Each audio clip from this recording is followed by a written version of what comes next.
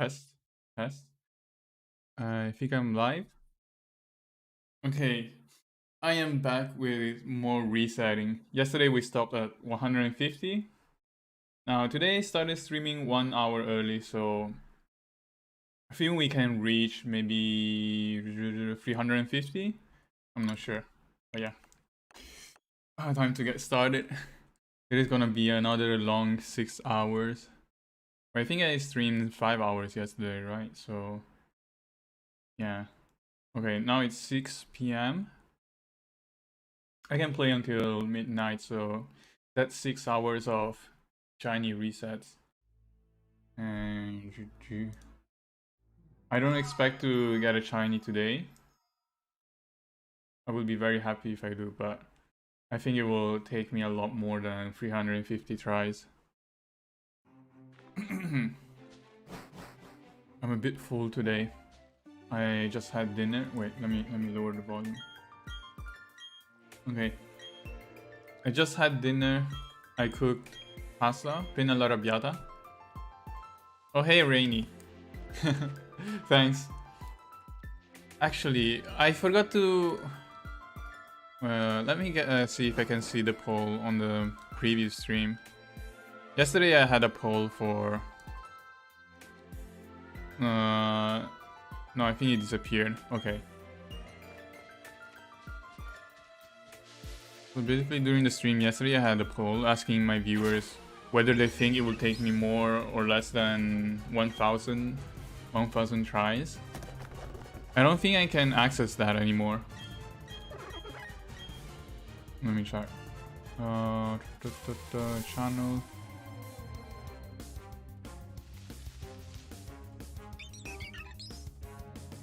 Encounter the wild starling. Okay, first one is not shiny. It begins now. That was 151.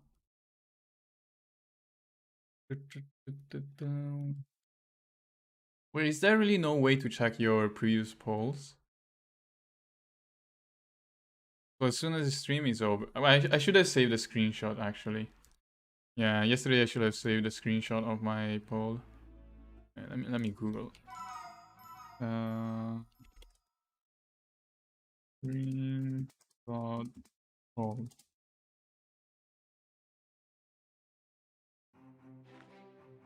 It doesn't say anything. Google doesn't help. Live polls, okay.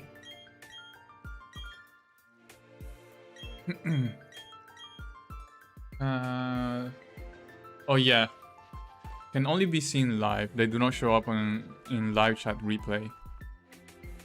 Damn, I should have saved a screenshot then.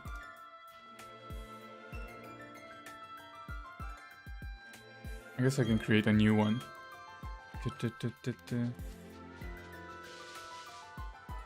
How many tries? Okay.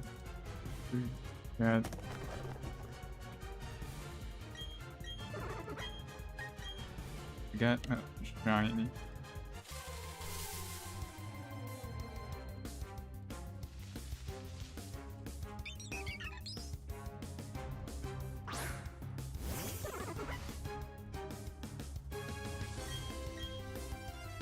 Okay, 152. I'm creating a new poll in the meanwhile. 2099.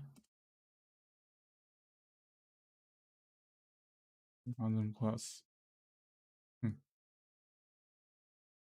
it's different from yesterday. Yesterday, I think I asked 1001 to 2000, I think. It was different numbering system. I think it looks cleaner this way though.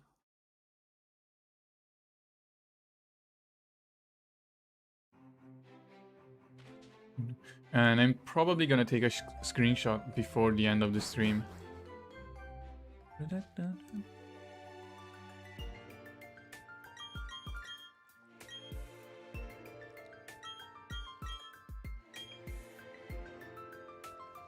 I remember that yesterday between 1000 and 2000 was the most popular option. But they were spread out pretty evenly, so...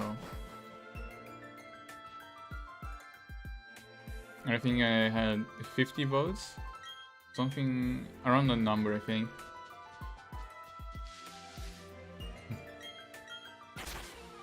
Well, considering it took me 4 hours? No, 5 hours to reroll 150 times yesterday. If you take 1000, it will take me 30 to 40 hours. So, yeah, I do hope it's less than that. Nope. I kind of want to start playing the game at some point. But it would be interesting if I stayed here forever. Pokemon Brilliant Diamond will be the last game I stream before I die.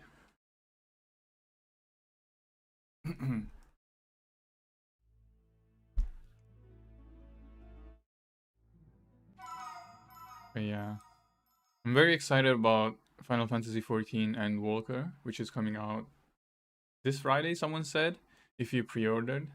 And I did pre-order. I want to get a shiny in the later part of the game.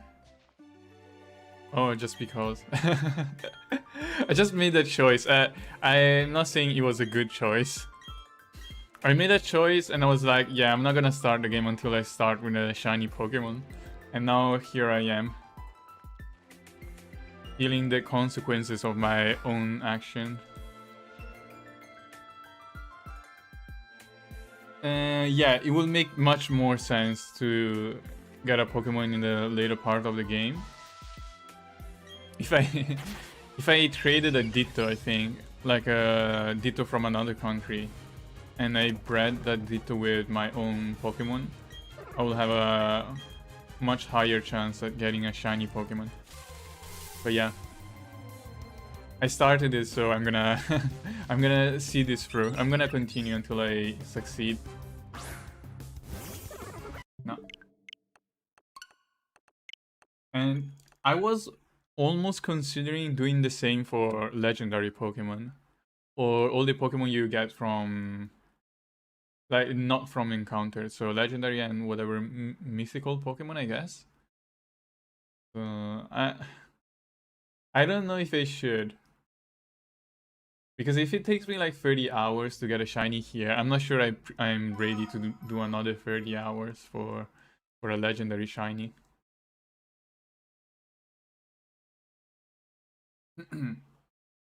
I think resetting for perfect IV would be more interesting and more useful probably, but it's much harder. Much harder to check that, especially for starter, right?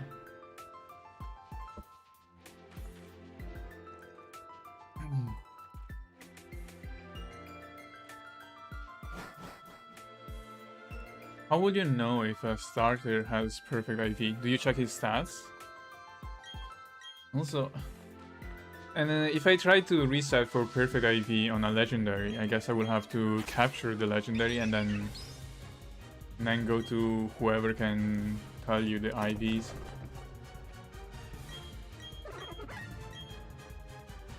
Yeah, the grind never stops, regardless of the game. Also excited for Walker? Oh, Summer, your first level 90. I'm not sure if I should continue with my... I have a ninja that I used in Shadowbringers, so that was months ago, last time I played. And I have a ninja that is level 80, I think. That was the cap in Shadowbringers. I'm not sure if I should continue with ninja or try one of the new classes. IV manipulation is pretty simple with hatching. But what about legendary Pokemon? How do you can only reset and capture the Pokemon, right? I am on one of the EU servers. I'm not sure which one. I think Zodiac. I think it's Zodiac, but don't quote me on that because I haven't logged in a long time. I finished, I think, all the post Shadowbringer quests. So 4. No, is it 4? 4.55, I think. 4.56. And yeah, and I left the game after that, waiting for Endwalker. I don't think 6 IV legendary is possible. Maybe if you try hard enough, it's possible. Wait, it should be possible, right? It's just extremely difficult, unless you hack your Pokemon. No. Come on. Yeah. Do people reset for perfect IV legendaries? That sounds even more insane than shiny. It's possible with a... Oh, do you mean the... Wait, the one where you change with the box? With a Pokemon in the box? I've seen that there is a glitch, but that's only with Pokemon you can evolve, right? I've seen a glitch where when you evolve your Pokemon, you basically switch your Pokemon with a shiny Pokemon in the box, and then the Pokemon you evolve will become shiny. And I think they also will become shiny and get the same IVs and nature, I think, of the Pokemon you traded.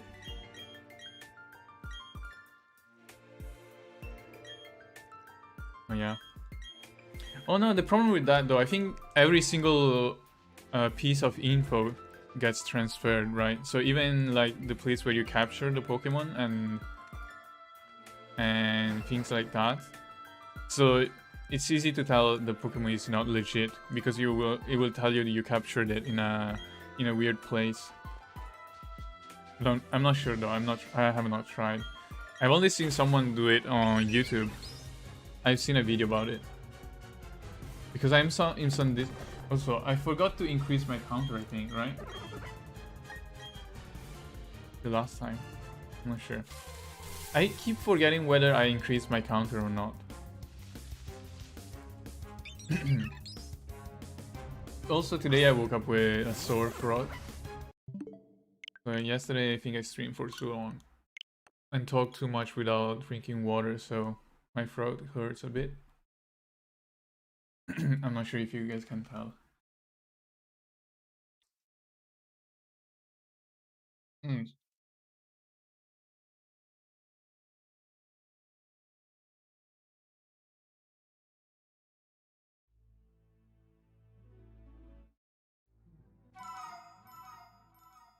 Oof.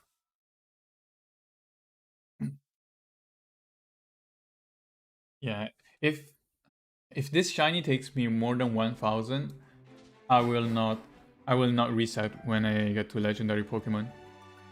But if this shiny takes less than 1000, then I will do that. I will do the same when I will go shiny hunting when I find a legendary Pokemon. So I guess Dialga is the first one, right? So I will reset for shiny Dialga if I manage to get a shiny starter in less than 1000 tries. There was a ban wave in Pokemon Shield for people doing something similar. Oh, yeah, I guess it makes sense.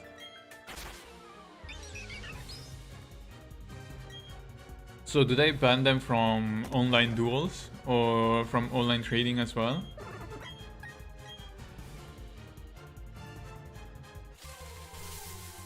Oh, is Pokéradar the chain thing?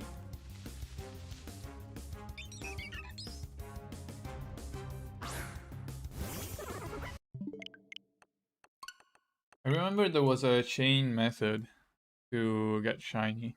I think it's the Pokéradar, right? Because I remember, I think it was in the old Diamond or Platinum. Yeah, that's the one.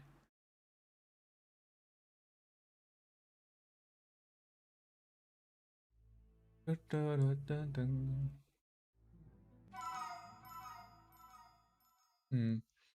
But yeah, I will probably not do that though, because I'm planning on doing a Nuzlocke run after I get my shiny starter. So I can only catch the first Pokemon in each route. I don't know. But yeah. So Well, I guess I can still catch other Pokemon. It's just that I will not be able to use them in my normal Nuzlocke playthrough.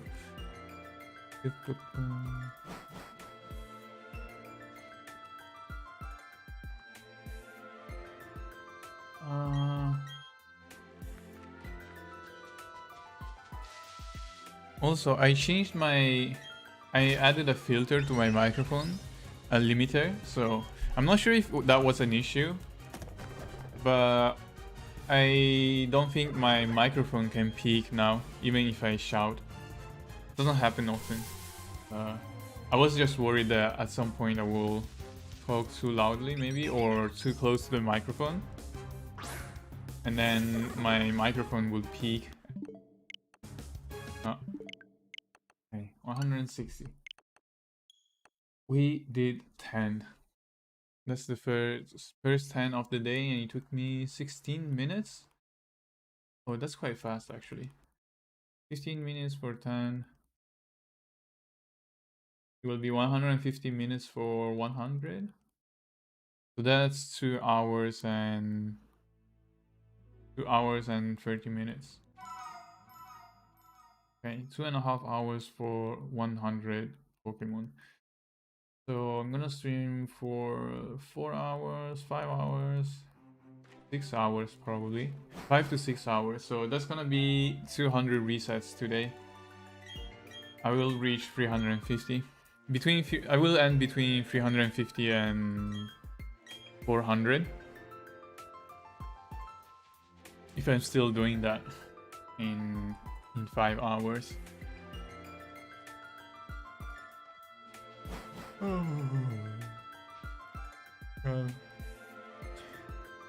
Today I feel like I have done nothing at work. Haven't been very productive.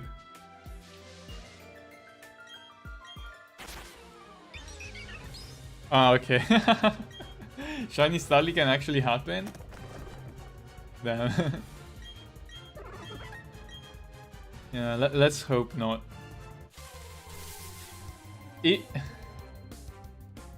Man, if I get a shiny Starly, maybe I will just give up.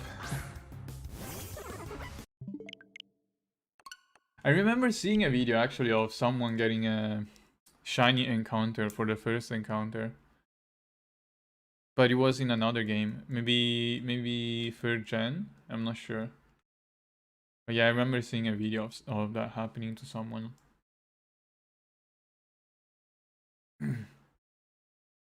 I hope not, for my sanity.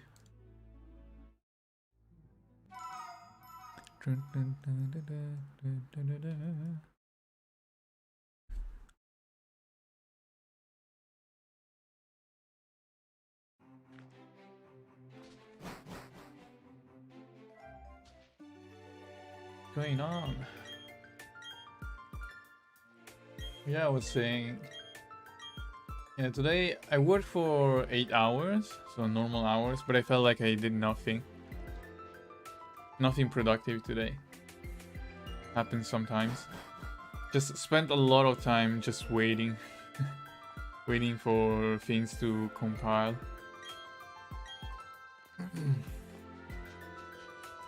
Kind of worries me sometimes, because I feel like if that happens, then maybe my manager will think I did nothing during the day, which is technically true. I did nothing, but but it's not my fault. I did nothing. Yeah, would have definitely been an issue at my previous company, considering that basically tracked everything you did. Here they're kind of more relaxed.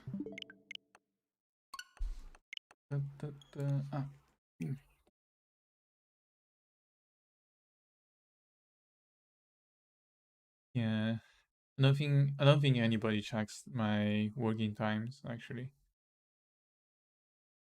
so I feel less pressure.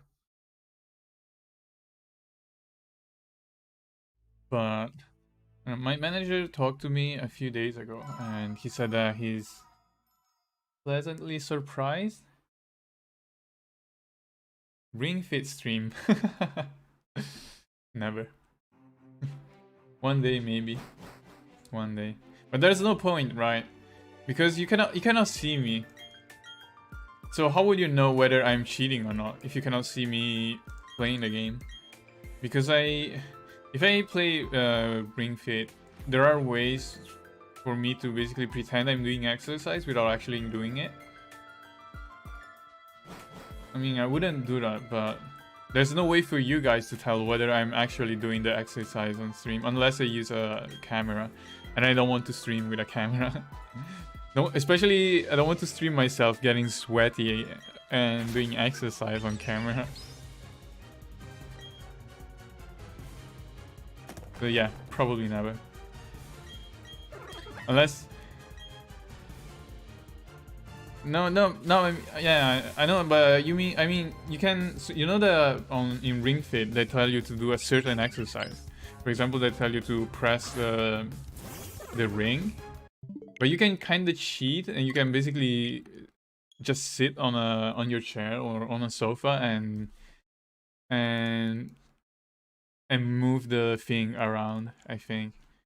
For example, when they ask you to do squats, you can basically just move the Ring Fit and pretend you're doing squats, and I think it will count them. But yeah, unless I have some sort of webcam stream or 3D model stream, time to become a 3D VTuber and stream my Ring Fit.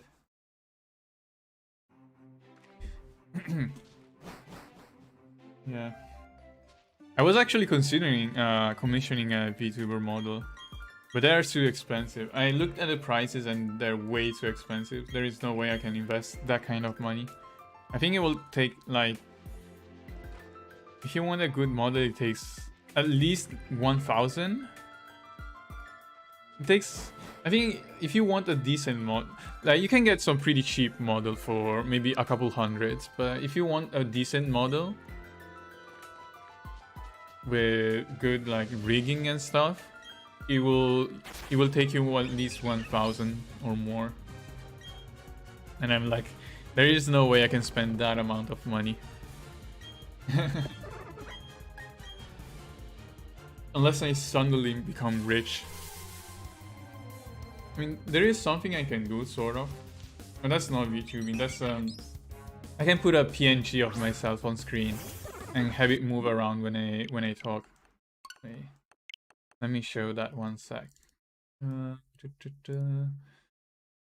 that was 164. So if I do this, it's working. And then I do... I mean, that's not working. And that's not working. Okay. I tried that a few days ago and it worked fine.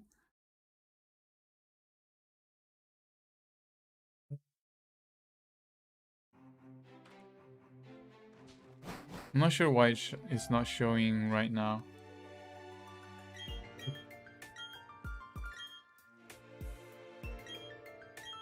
Wait, let me check here.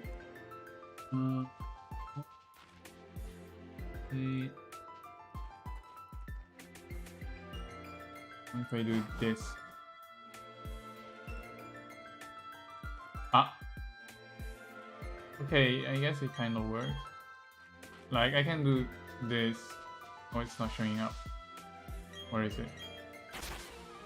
I can do this. And then you will have my avatar on screen. And it will light up and move when I talk. But that's the extent of my of my tech.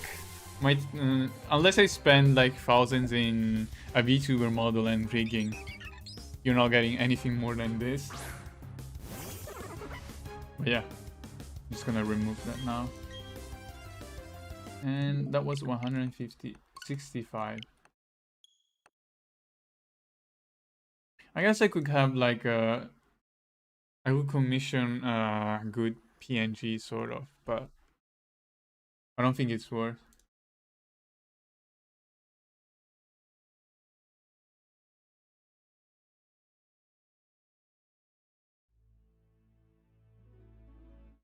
I think even if I just want to commission some PNG to show on screen, that is at least $100, 100 to 200 depending on the artist.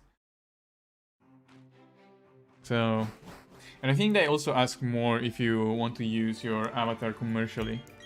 And I think that making YouTube videos and streams counts as commercial use. So from what I've seen, most of the artists ask for double the price if you're gonna use your commission in some sort of professional commercial capacity.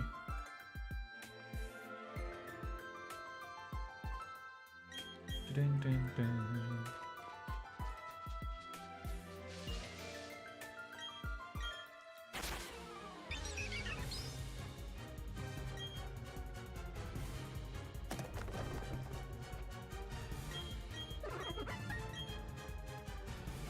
Okay. Let's see. This is the lucky one.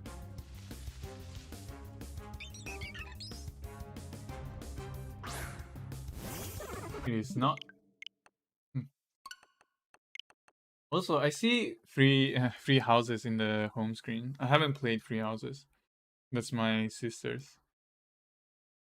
I kind of wanted to play it at some point though. One day I will play it, but probably not anytime soon. I think the only Fire Emblem I played is Fire Emblem Echoes Shadow of Valencia. That was actually on stream. I think it was one of the first few games I streamed on this channel. But yeah, that's the only Fire Emblem I played. The new Mario Party has... Oh yeah, I've seen the new Mario Party. I don't like playing Mario Party online though. If I play Mario Party, I'd rather play offline. But I don't have friends to play with, so... Not gonna happen anytime soon. I don't like playing Mario Party with computers or online. When I play Mario Party, I generally prefer having people in the same room. I don't know. That's just my personal preference.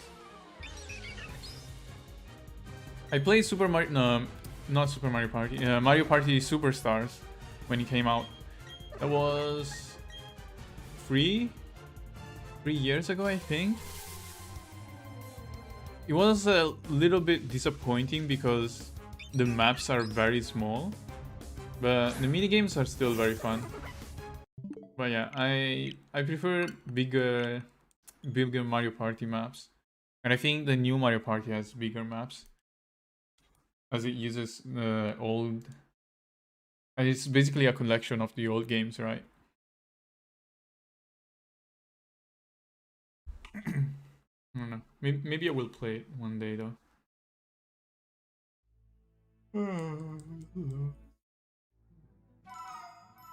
Okay, it's almost been half an hour.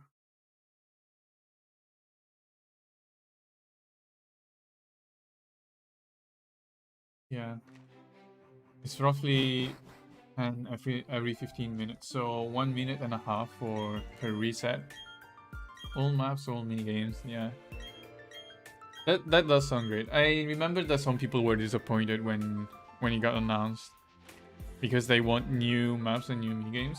But considering I haven't played many of the old Mario parties, and there are still like hundreds of different minigames, right?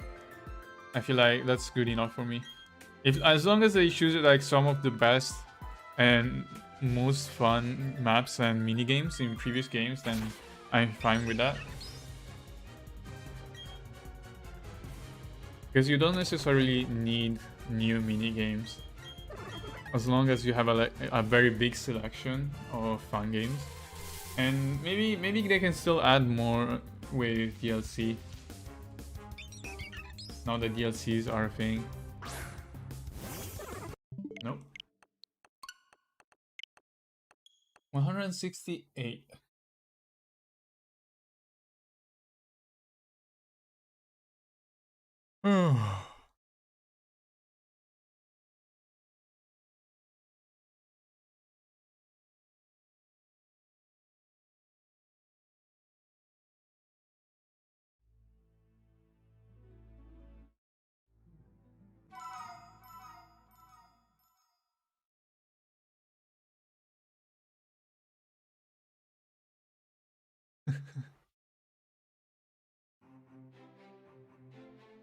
Okay,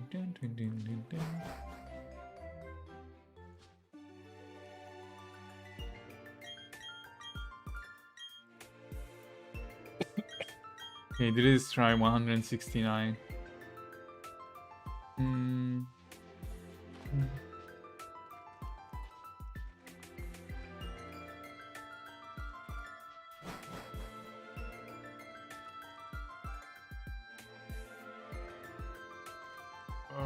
Today I kind of wanted to go out.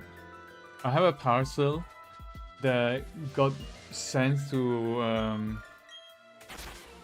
a collection point, and I wanted to go get it, but it was raining outside, so I kind of got lazy.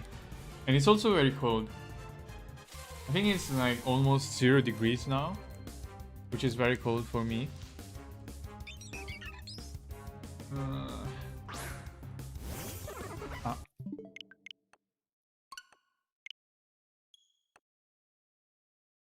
Yeah, I lost all motivation to leave my home recently. Just too tired. I feel too comfy in my bedroom. I think my bedroom is the only room in this apartment that is warm enough. I tried turning on the heating in other rooms and it never gets warm enough. The bathroom is so cold. Sitting on the toilet seat is a pain every time. Yeah. Oh, you know, yesterday I decided to eat a Magnum ice cream towards the end of the stream, even though I already had one during the day. It was probably a very bad choice, because I woke up this morning at 4 AM with very bad stomachache. And yeah. And I think it was probably caused by too much ice cream. Maybe, so I am lactose intolerant. So if I drink too much normal milk, I will get stomach pain or stomach cramps. I don't usually have issues with cheese or yogurt or ice cream, but maybe, I guess that maybe eating too much ice cream is still bad. Yeah, I always buy lactose-free milk, which is kind of sweeter, so it works for me. The only problem with lactose-free milk is that it's more expensive compared to normal milk. And I think when I was younger, I used to drink normal milk, and I never had issues. It's just after I grew up that I started having issues with like stomach ache after drinking too much milk. No. Problems with getting old. Eating cold stuff in general before sleeping. Ah, maybe that's why, I guess. Is that a thing? Eating cold stuff?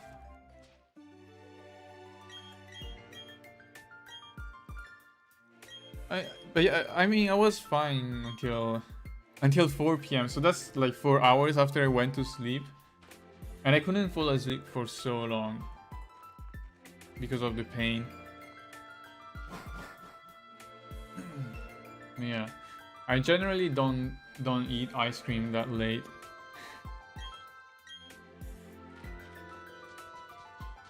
Something I do drink late, which is not normal, is coffee. I enjoy drinking coffee before I go to sleep. At least when I used to make coffee. Or when I used to have a coffee machine. It sounds strange, but I think it's pretty normal in Italy. So I tell people that I drink coffee before going to sleep and they think I'm weird, but when I was in Italy and I hang out with other people, so we went out for dinner maybe, at the end of dinner the people at the restaurant will always ask you if you want coffee. And many of us will drink coffee before, like very late, so before going to sleep. Never had issues. I think one of the first time I drank coffee I was in elementary school, I think. Oh no, middle school? I forgot. But basically, I drank coffee and I couldn't fall asleep during the night, and I started crying, I think. And for years, my mother will remind me of that. Every time I will want to drink coffee, my mother will be like, "Oh, you shouldn't be drinking coffee, or you're gonna have trouble falling asleep," and then cry and like, mom, that was like 5 years. That was 10 years ago or 15 years ago by now, and she still mentions that.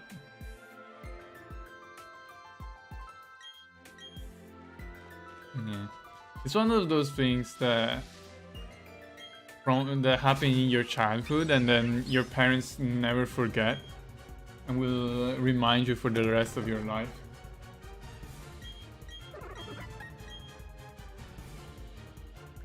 There are a lot of little things like that.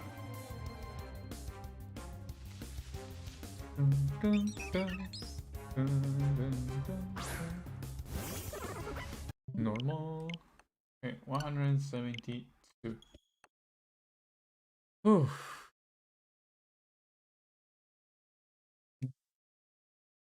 Don't remember when I started drinking coffee more regularly. I think in high school. So my high school had a coffee machine, and I used to drink coffee every morning. And it costed like 20p. It was very, very cheap. It was 20, 25 p's per coffee, I think. And I always drank macchiato, which is coffee, espresso with milk foam. Yeah. It was so nice.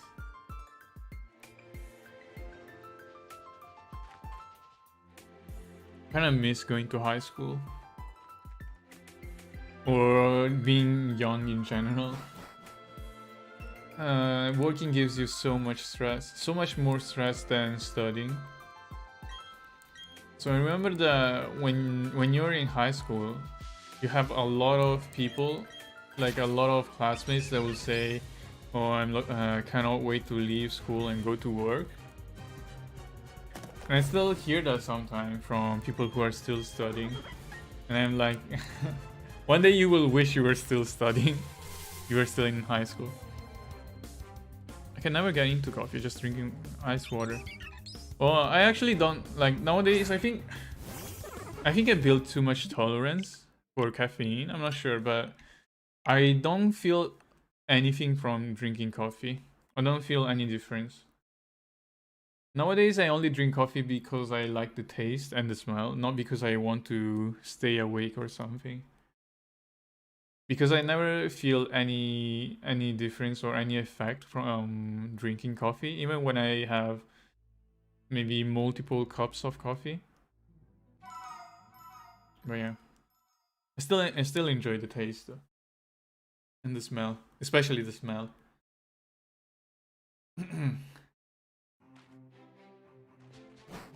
Like in my old job, I used to drink coffee every morning, and I still felt like I was dying. Like I couldn't keep myself awake in the morning at my previous job, even after drinking 2 full mugs of coffee. So maybe I just drank too much in my life, and now my body doesn't react to caffeine anymore. It's kind of like drugs. Build tolerance.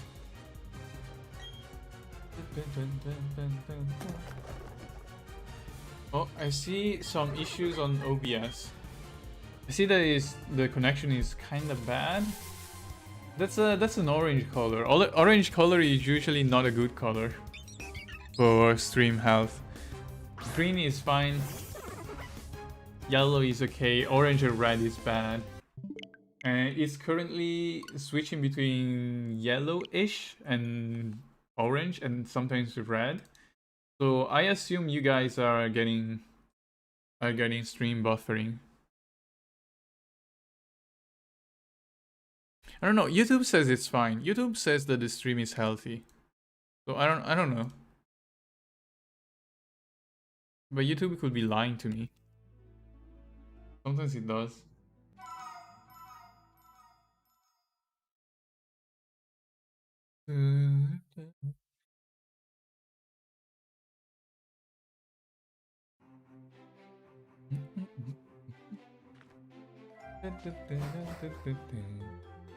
Yeah, if it's fine on your end, then I guess it's fine.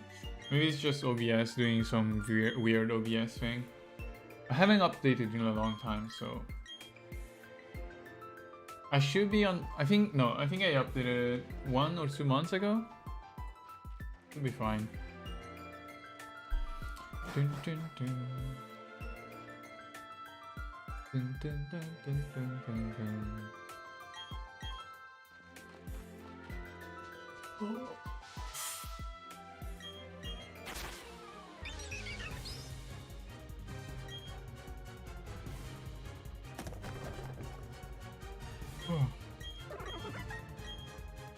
Go 174.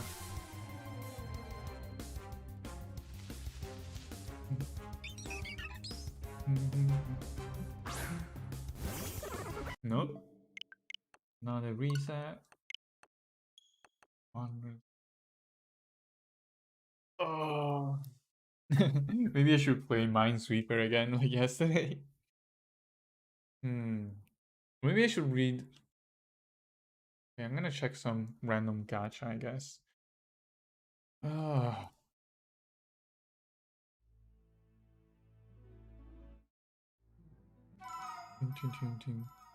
Also, you mentioned VTubers. Do you watch any VTubers? I used to watch VTubers a lot last year, I think.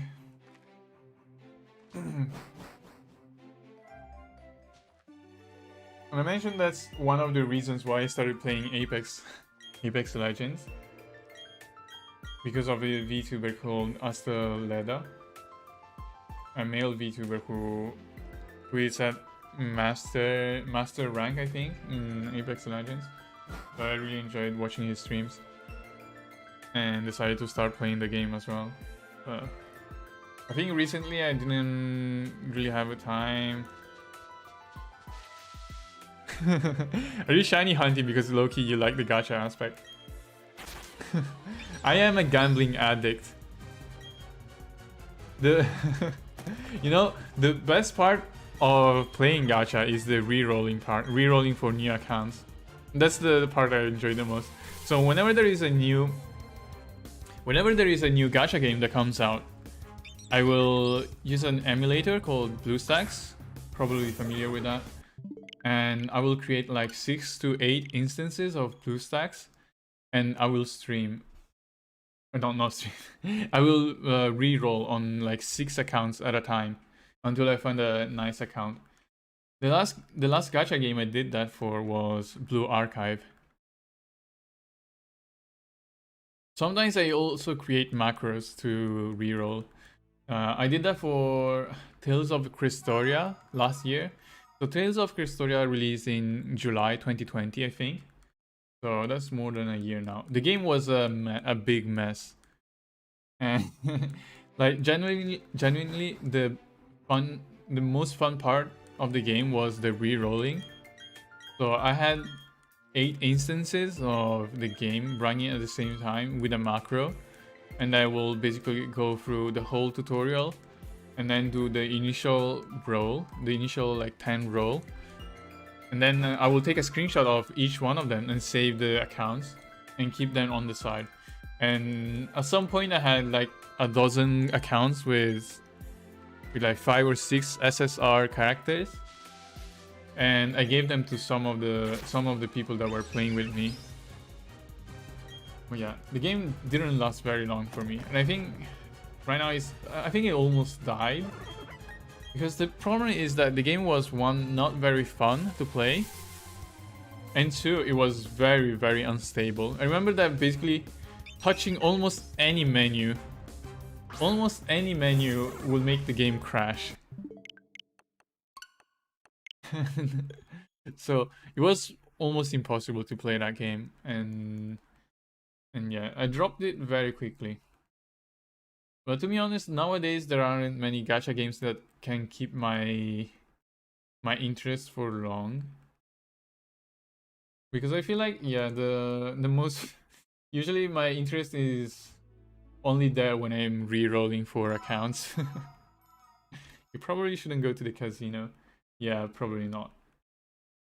I'm gonna try at least once in my life for fun. But if I do that, I will have a budget. And like, I'm going to the casino, I have this amount of money I want to waste today.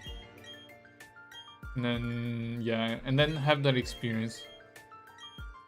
But yeah, I'm not really interested in in that. But it is one of those things that I want to try at least once in my life.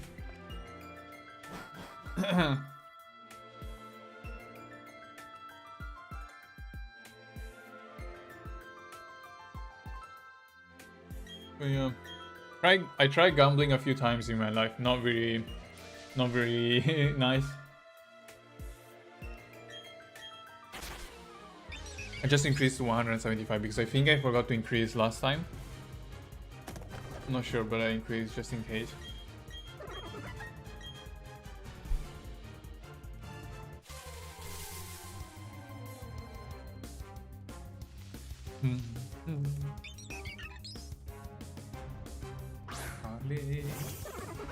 Nope. 176 now.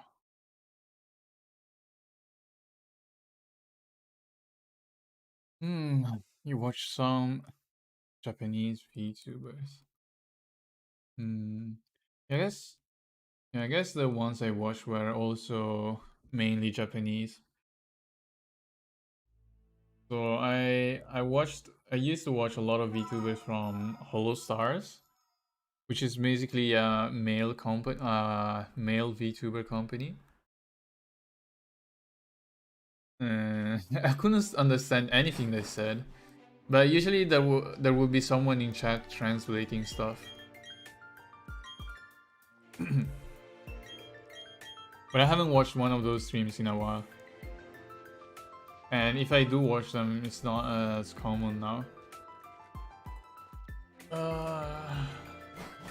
Well, mostly because I don't have time now. Like, the only time I have to watch stuff like that is either when I'm working remote or after work. But nowadays I'm streaming after work, so my free time, like, all my time goes into sleeping, working, and streaming nowadays. So that's not a lot of time to watch other stuff.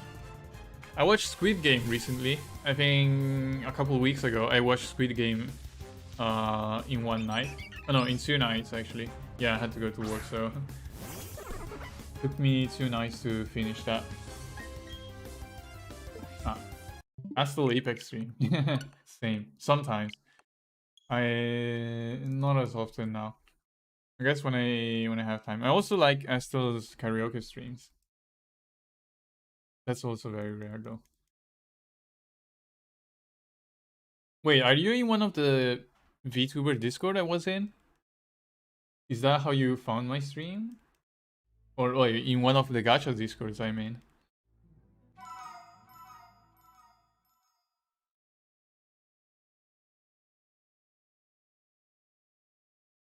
I haven't met almost anyone who who watch All Stars. I think, like, when I was in VTuber Discord like a while ago, and you know, most people like watching anime girls, and I was like one of the odd ones that will try and share male VTubers. And you know, because of that, the people in that server thought I was gay. when they discovered that I was actually straight and I had a girlfriend, they were like, "Oh shit, you're not gay?" For some reason, they found it so weird that I will prefer watching male streamers rather than female streamers. And I don't know why. I feel like you like male streamers are a lot more big, right? Usually, I think majority of people actually watch male streamers. It's just the VTuber is kind of weird because I guess VTuber audience is very close to the otaku anime audience, and I mean the weeb audience, and because of that, I guess they have more interest in anime girls rather than anime boys. Yeah. Yeah. Now, you know why? Because the thing is that it's also sense of humor, but I try watching some female streamers. No, not some female streamers, some female VTubers. I feel like too many of them try to go with the girlfriend experience kind of route in terms of streaming. And yeah, I don't like when the chat is full of Sims vibe, basically. So that's why I tend to watch more male VTubers, because it's more like the streamer is more like a bro rather than pretending to be your partner, girlfriend, boyfriend, or whatever. Because that feels kind of weird. Like the entire parasocial relationship kind of stuff is very weird to me. Never understood that.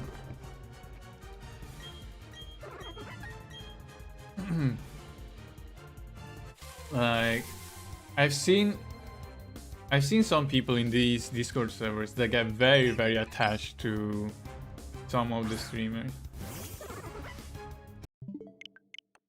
Way more than I would consider normal, at least.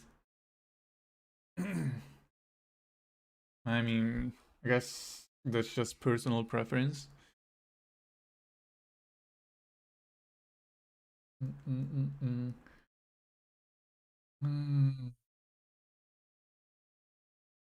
also the whole sending super chat thing is weird to me.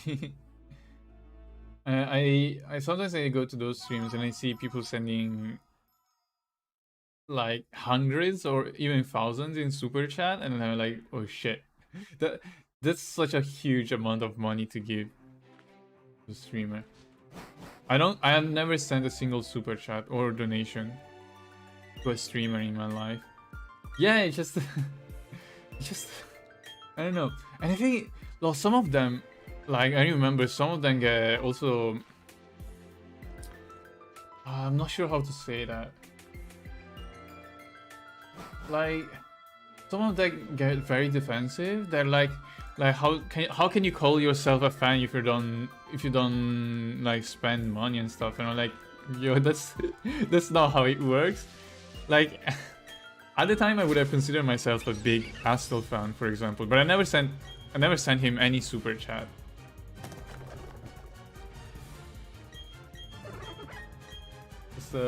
It's just the whole like streamer donation culture is weird. I don't mind, like, if I see people sending like $5, that's like whatever. I mean, I can understand like $5 donations, stuff like that.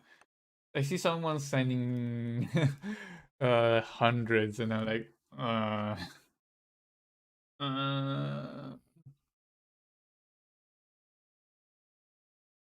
yeah. I mean, that sounds good for like those people though, for those streamers at least. Because a lot of people that go into streaming without anything else to fall back on. So I think a lot of the streamers I've seen, or like VTubers or normal streamers, even small ones that like me, that have like never have more than 5 viewers. I've seen a few streamers like that who don't have a job and only stream, and I feel like that's not sustainable, right? I wouldn't be able to stream here if I didn't have a job, to be honest. So, just doing that. And it also works better because if you have a job, you have a normal day job, you know, you can stream and just stop streaming at any point and not have any issues because you can just go on with your normal daily life. Whereas if you're one of those streamers that only has streaming as part of their income, I feel like it's so easy for a streamer to basically just disappear at some point for whatever reason. Either they turn out to be assholes and get cancelled, or maybe they just lose all the audience and stuff. I've seen a few of them like that. And also I feel like there are a lot of people that are not financially responsible. And the thing is that if you stream for like a couple years and you are a big streamer and you can get like, I don't know, millions of money, and you are financially responsible, so you basically invest that money, put in, you know, like not put all the eggs in one basket, you just reinvest that maybe in index funds or whatever you can find, other sources of income, then you can probably survive if your streaming income disappears after a couple of years. But I don't think people are generally that financially responsible. Yeah, you can grow to... Oh, it kind of happened to me at some point with gaming in general. But yeah. And... so, like, I look around me to, like, co-workers, family, or whatever. And there is... I know nobody that reinvests their disposable income. So I know a person who earns a lot of money, like a lot more than I do, and she says that she spends all that money as she gets it. I'm like, how? That's a lot of money to spend. So basically, well, not right now because I moved country, so I kind of had to take money out and stuff, but I tend to invest part of my disposable income into low-cost index funds that track the world markets. So I know, for example, that if I had to retire at some point, I will have money to retire. I remember my biology teacher will tell me that he couldn't afford to retire because he didn't have any money in his pension. Because basically, I think he had financial issues at some point. And he also had a daughter quite late into his career, into his life. And because of that, he had to take some money out of his pension quite early. And then he had no money left to retire. So he was like 64 years old. And I think at that point, I think at some point they force you to retire. But he couldn't retire because he didn't have money saved. And yeah, that is always sad to hear. And I feel like there are too many people around my age, like 25 and something, that are not careful enough with their money and will reach a point where they will not be able to retire, basically. But yeah, be financially responsible, guys. Start saving money towards your retirement. Don't be YOLO. Don't YOLO all your money away. Save money for your future. For your future family, your retirement, and then you'll be happier at some point in your life. And have no regrets. Yeah. But speaking of hobbies that grow to hate. So I was working in QA, in game QA testing at some point in my life. And that almost made me quit gaming completely. Since that I will be testing games all day. And the thing is that I used to tell people I test games for a living, and they would be like, "Oh, that's so cool. You get paid to play games." And like, that's not cool at all. So an example, when you say you QA tester for a game, what you mean is that you go to, for example, to the option menu and you start clicking everything multiple times and try 100 times. You try changing these options 100 times and see if there are any issues anywhere in the game. You you change another option 100 times maybe, and you see if there are issues with that, and then you do that with every single option in the options menu. And then you like, when you don't really play the game, you kind of have to test everything you can find. And it's also a thankless job, because you're basically like, management doesn't care about you, you're underpaid, and then when there are issues with a game, the consumers will complain about QA and they will say it's the QA's fault. But actually what happens is that it's not QA's fault, it's usually the management's fault. I remember, like, every time there is a game that comes out that has a lot of issues, like Cyberpunk. Cyberpunk had a lot of issues. Fallout games had lots of issues. Fallout 76, I think, had lots of issues on release. And then you will read people saying stuff like, "Oh, how did QA not find these bugs and stuff? How did QA not report any of these bugs?" And the thing is, the QA probably did report those bugs. But the problem is not the QA didn't report it. The problem is that someone in management saw all those bugs and decided it was still good to sell the game. Because even if QA is reporting bugs and developers are fixing bugs, like game developers, the ones who decide which bugs are fixed before release and the ones that decide when to release a game are people in upper management, people in production or management or whatever. And what happens is they see that the game has a lot of issue, like Cyberpunk or 2077, and they decide, well, we already delayed the game like 5 times, we cannot delay anymore, we're gonna release with all the bugs. And then you have a shitstorm because they sell a £50, like $50 game that is unplayable because of all the issues. And I think even now, like, it's been 1 year, right? And I think they still haven't fixed everything in Cyberpunk. As far as I know, they're still basically fixing stuff. But yeah, I was talking about QA, but yeah. Working in QA, the thing is that after testing games all day, you go back home and you're too tired to play normal games. Play games normally. You just start seeing all games as a job, and you start noticing some of the little issues and stuff. So at some point I just hated playing anything. I just played shitty gacha games on my phone, and that was it. That was it for like half a year before I moved from QA into dev, proper game development. Did you see how badly CD Projekt? Oh, I haven't seen the earning reports, but I can guess that. you know the thing is that CD Projekt Red was, like, 5 years ago, CD Projekt Red was seen as one of the good quote-unquote developers, right? They released The Witcher 3.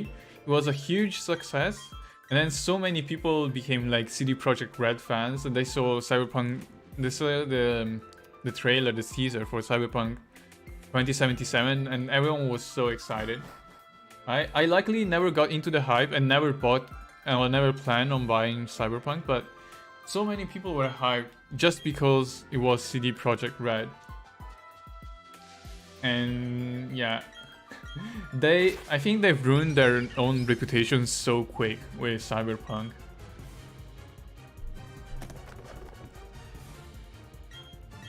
If Cyberpunk wasn't such a mess, then it will still be considered one of the great, sort of, smaller developers. I don't think they're that small now. I think they're quite big now, but they will still be 185. Yeah, people will still celebrate CD Projekt Red as one of the great games. Oh, No Man's Sky.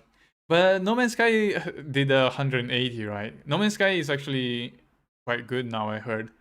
I played No Man's Sky on release, and I stopped after 1 hour. Not because I didn't like the game, but because it gave me so much motion sickness.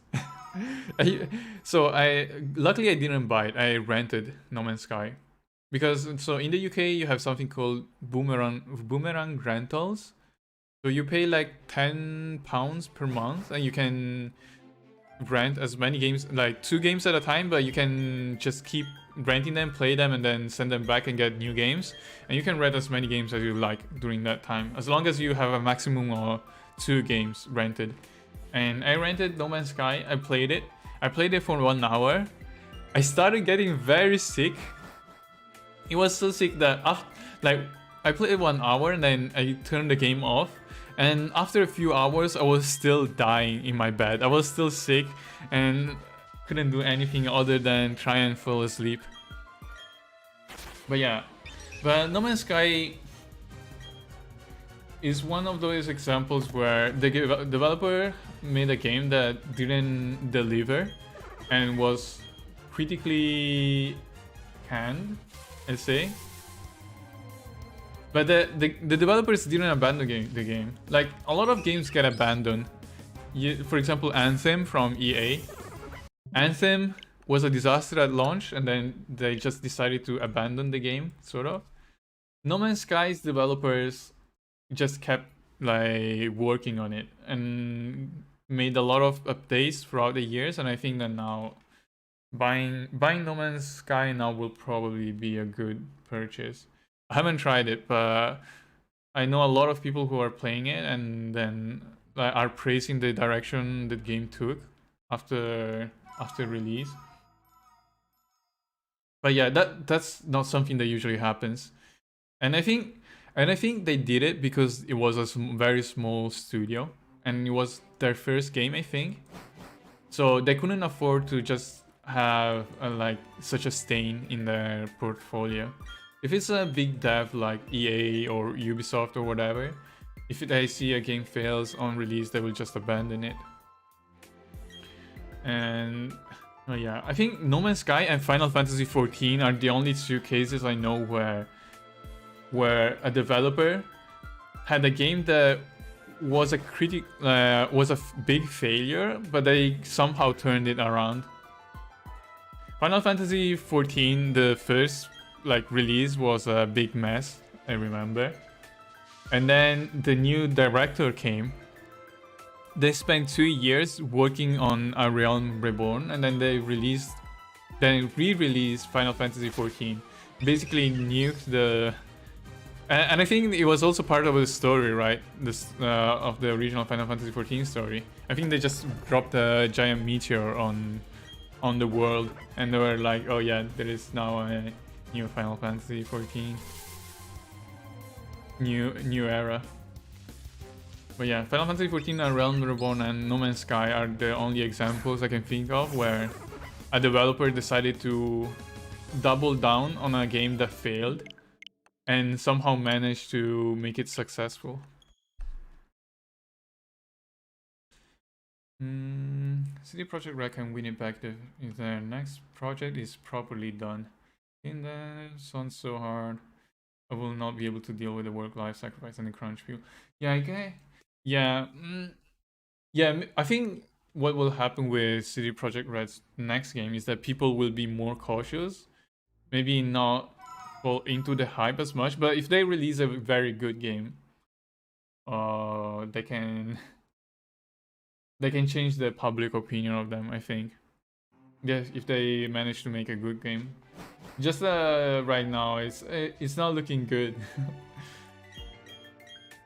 Game dev is quite painful. The thing is that if you work in game dev, especially as a software programmer, as a game developer, you're always gonna be underpaid. So, for example, I work for a game dev. I used to work for a game dev in London, and I worked on living wage, I think. I was barely above living wage. And when you live on living wage in London, it's a struggle. And oh yeah, I was earning less than some people in QA as well. I was a software developer. I was earning less than some people in QA because my managers were just try to underpay everyone basically. No, I work in a much better place. Still a game developer, much better one. And I also get paid much more than before. So now I can finally afford to like save money and stuff and maybe buy more stuff. But still, if I moved out of game industry, I would get paid more as a software developer. Just the thing is that there are so many people that want to get into game dev. So many young people like have the dream of becoming game developer or getting into game dev. And because of that, game developers can afford to pay them a very shitty salary. Because they know that if they don't accept the salary, there's gonna be like a queue of 1,000 people, or 1,000 graduates or young people that still want to get the job and get paid less. That's the problem with one of the problems with the industry, with the game dev industry. And I never had issues with crunch, so I am lucky enough that even in my previous company, which was a very shitty company, I didn't have to crunch. Well, they did ask me, and I said no. They asked me, "Can you crunch these days on this weekend?" And I was like, no. Also because the thing is, they didn't pay you for overtime, right? They didn't pay you for crunching. They're like, you have a salary. You only get that salary. We don't pay you more if you come crunch and work on a weekend. And I said no because I had to commute to work. I had to commute to work and buy lunch at the supermarket or whatever every time I went to work. And the thing is that if I go to work on a weekend, I basically pay to work because I'm gonna pay for bus ticket, I'm gonna pay for lunch and all that stuff, and that means I'm basically paying paying whatever to have the opportunity to work during a weekend, and there's no way I'm gonna do that. I don't have issues with crunch in my current company. I'm glad about that. And I'm also not working full 8 hours probably, to be honest. So my company, I'm not gonna dox myself and name the company I work for. My company is a very big one, as in it has probably tens of thousands of employees and a lot of different studios. And the thing is that even when there are so many different studios under the same company, for example, EA has, I don't know, Respawn that works on Apex, and EA also has DICE, I think, that works on Battlefield. Those are all part of EA, but the culture at each company, the work culture and stuff, is gonna be different. So it's kind of the same for me. I work for one studio, which is part of a very big company, and that very big company gets a lot of shit online, both from news, allegations of discrimination, sexual harassment, and stuff like that. But I'm lucky that I'm in Germany, where that kind of thing wouldn't really fly, and also the culture here is quite different from other studios under the same name. So yeah, I'm not asked to crunch here, and also the policy is if I do work overtime, if I am asked to work overtime at any time during my employment, I will get that time back as holidays. So let's say I work 8 hours of overtime, they're gonna give me one more holiday that I can take whenever I want. So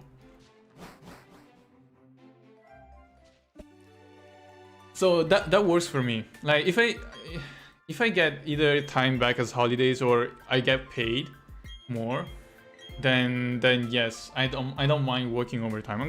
Sometimes I do that, like out of my own free will. Especially now that I work remote. Now that I work remote and I have my workstation here in my house, I sometimes work like outside normal working hours because I'm like, oh, I finally got an idea on how to write this code, or maybe I have some free time that I can spend looking at some game code and stuff. So sometimes I'll do that. But yeah, German work culture, at least from what I've seen. So I've only been in Germany for 2 months now, and there are a lot of bad things I can say about Germany. There are a lot of good things I can say. Pretty much like every country, right? There are bad and good things.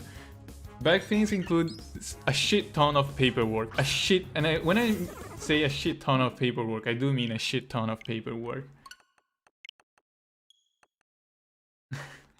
And a lot of things that could be done online that are not done online because they don't have a website for that. They don't have the infrastructure for that.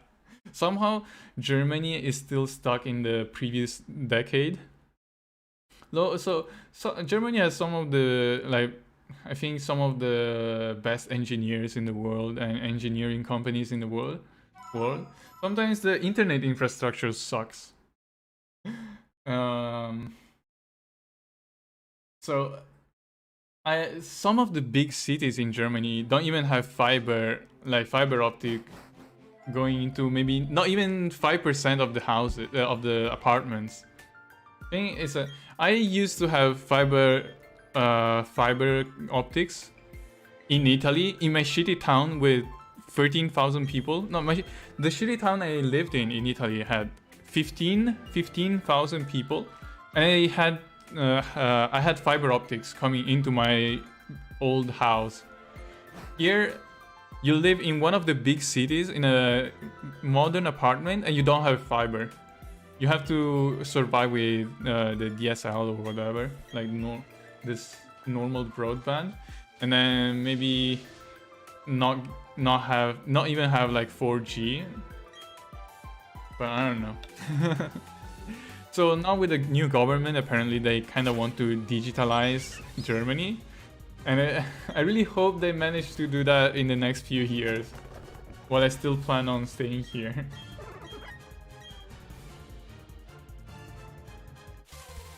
But yeah, that's one of the issues I have with Germany. But they are very serious about a lot of stuff though.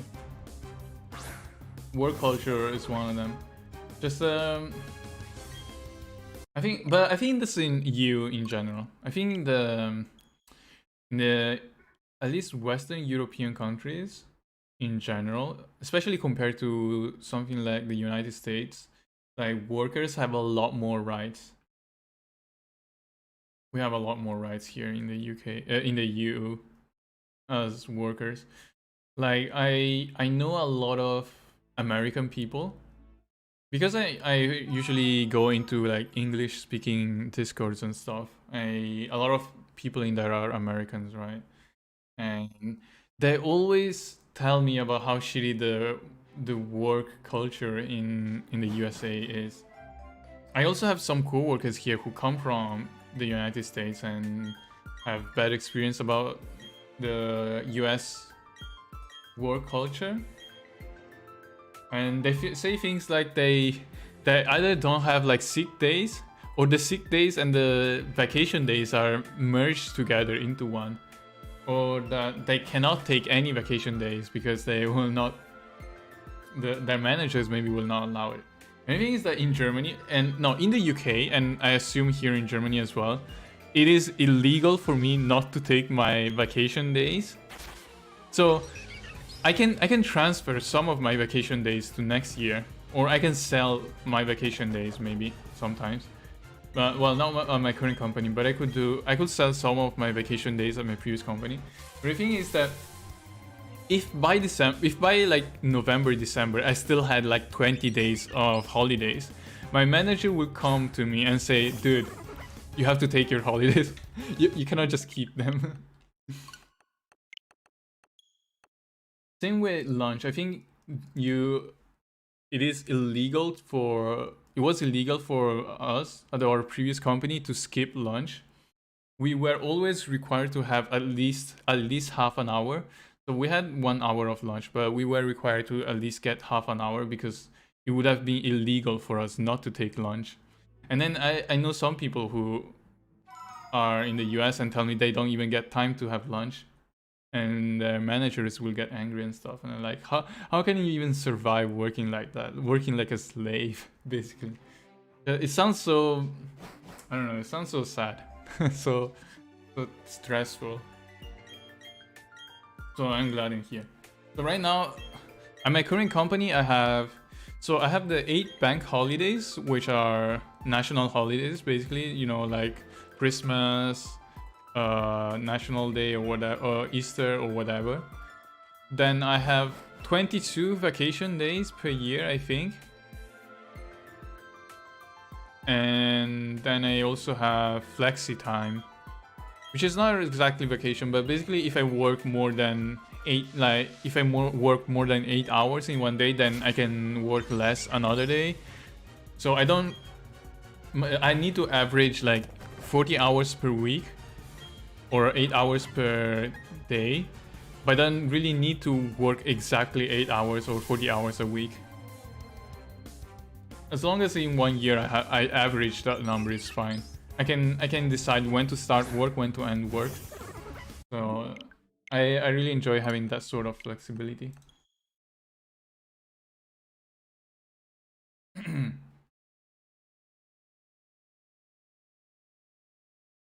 Oh, so one thing that is sort of bad in Germany is that I feel like workplace pension options are not that good compared to the ones I had, the ones I saw in the UK, at least. At least from what I remember when searching for jobs and stuff, workplace pensions in the UK, the ones that I saw were much better than the ones I've seen here in Germany. In the UK, they match your contributions a lot more. So that's something that the UK has got going for it, I guess.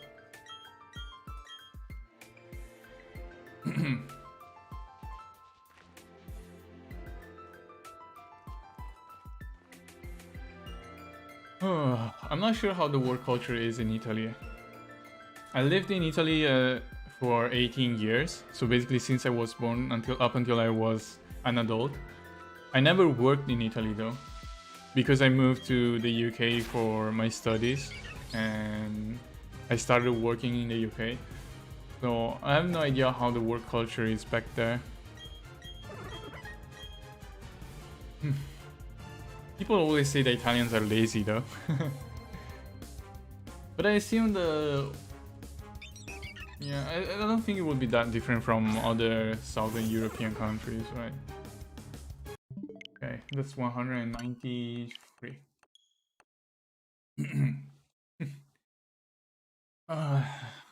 Also, I was thinking that I've been here in Germany for almost 2 months now, and I still haven't really tasted a lot of like proper German food. Well, one of the reasons is because of COVID, and now with the new Omicron variant, it's even worse because we are back now to just everyone's staying at home and stuff. But yeah, I'm eating a lot of microwave food, so a lot of ready meals. So one of the things I wanted to try before coming to Germany was currywurst. I don't know how to pronounce it. So in Italian, in Italy we say Würstel, but I don't think that's the correct pronunciation in German, right? So I think so. There's that dish that is basically a mixture of curry and Würstel, which is called currywurst. And I still haven't had that, but well, at least I haven't had the proper one, because I was at the supermarket 2 weeks ago and I saw a currywurst that I could microwave. So I bought that. I put it into my microwave for 2 minutes and it came out. I tried it and it was okay. Yeah, I don't know if it's because of because it was a ready meal, a microwave meal, or because it's or because maybe it's not my type of thing. But I wasn't impressed. So at some point I want to get a proper one, maybe from a street market or maybe from a restaurant. I don't know. I had some hot dogs though. I had some hot dogs from street markets. Actually, I'm not sure how they call it, brown wurst. I don't know. Thing is that from what I've seen, you don't really have hot dog buns, right? If I get a hot dog in the UK from a street stall, it's usually, you know, the classic hot dog bun you see in movies and bratwurst, yeah.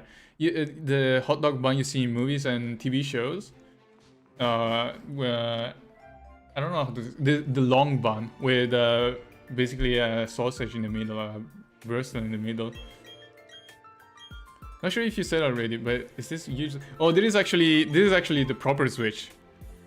Like if you see, I can go into my dashboard, right? I don't think Yuzu or Ryujinx have the dashboard. You basically just launch the game directly. So I bought a capture card. It's an Elgato 4K 60 Pro, whatever. It's the one. It's a PCIe card. So basically one that you install on your motherboard instead of having as a USB capture card. I didn't want to get a USB one because I don't have many USB ports and I don't have a lot of space. I was like, if I can get one that I insert into on my motherboard, will be so handy. No cables, no space needed, no USB. So I bought one of them, and yeah. So now I can stream from my Switch basically. And I think I'm gonna do that for future games. So when I was streaming Shin Megami Tensei 5 like weeks ago, I didn't have a capture card yet. And also I didn't really feel like playing on Switch at the time. So I started playing on Yuzu. But then I realized that there were so many graphical glitches. Two, I crashed once or twice, I think. And yeah, I'd rather not have to deal with that again. So now I guess I will just stream on... If I stream, I'm gonna stream on a proper Switch, I guess, rather than use an emulator. It's easier. Like, I don't have to go through troubleshooting and stuff.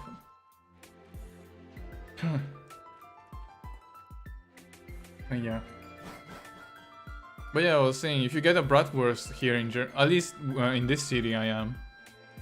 I went to 2 different like street markets, street stalls, and got a bratwurst, and it's like a big sausage on inside a small bread, small round bread rather than a long hot dog bread. For some reason, I thought that will just give me the classic TV show movie hot dog bread. Yeah, not complaining. I actually prefer normal bread more than the hot dog one. Well, it was just so crowding for me. But yeah, no. When I go to those street stalls, I would like to try different things, but I cannot read anything. I cannot read German, so I see the menu, and the only thing I understand is bratwurst, because I'm like, okay, that sounds like a Würstel, right? That's gonna be a hot sausage inside bread. And yeah, I always order that because I have no idea what the other things on the menu are. I tried googling some of them, but it takes too long. So I haven't tried much. I had a few doner kebabs here. I had one pizza, I think, from a restaurant, from an Italian restaurant, which was okay.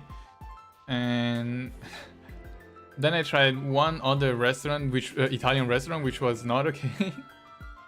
So there is one, I'm not sure if it's a chain or not. There is a chain maybe of Italian restaurants here in Germany called Vapiano.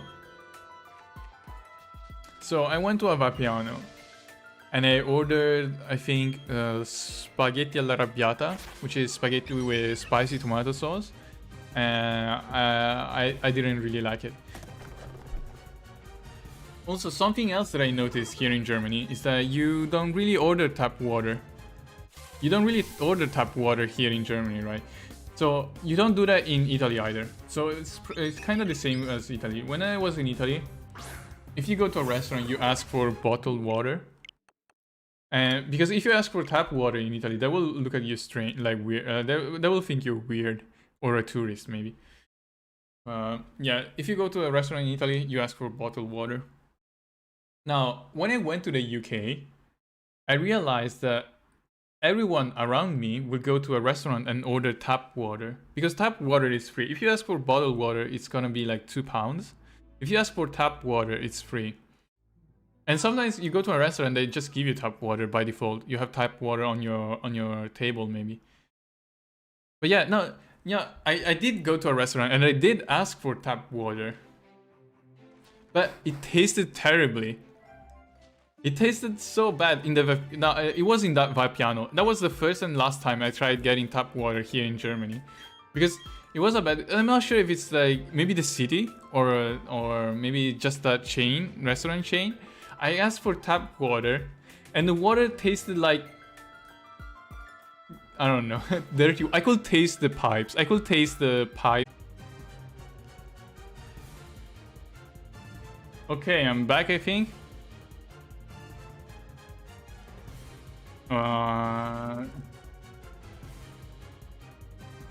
Okay, so I was looking at the bottom right of OBS, right, where it shows the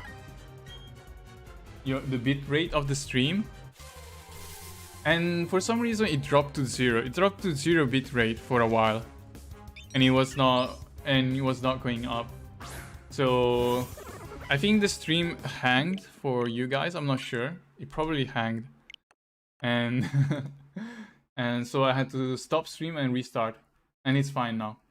So it was probably just an issue in OBS, I guess. You can taste the history. Yeah, tap. I think I did drink tap water from my own apartment, and it was fine. Restaurant. Yeah, restaurant was weird.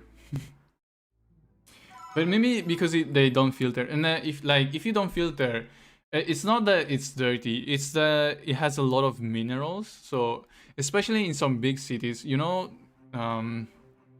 there is something that is called water hardness, and basically the water hardness is a measure of how many minerals, I think, are in the water. And for example, water in London is very hard. Like, London has very hard water. So if you go drink tap water without having a filter, it will taste kind of weird because you will get all the minerals with it. So I always had to basically run tap water through a filter to remove some of that, the calcium and stuff, because otherwise it kind of tastes weird. I think maybe it's the same here, I guess. Maybe in that restaurant where I tried tap water, they just didn't filter the tap water, so I could taste all the minerals. Hang again? Wait, what? Hang again? It looks fine on my side, though.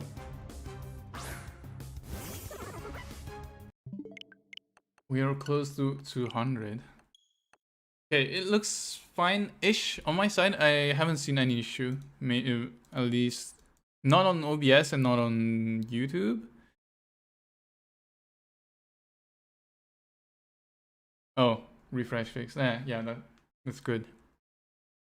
The internet connection here is not that good. That was one of the most surprising things for me. So when I was in the UK, I lived in a so not last year, but the year before I used to live in an apartment, and in that apartment, I had access to 1 gigabit per second. I didn't have a 1 gigabit per second plan.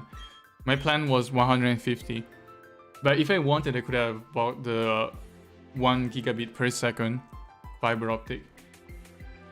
But here, at least in the city I'm in here in Germany, it's almost impossible unless you are very lucky and live in one of those places where you're reached by fiber.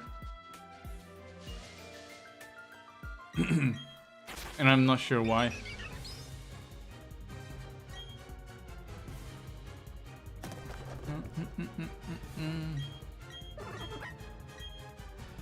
I think the internet infrastructure in general is pretty bad here.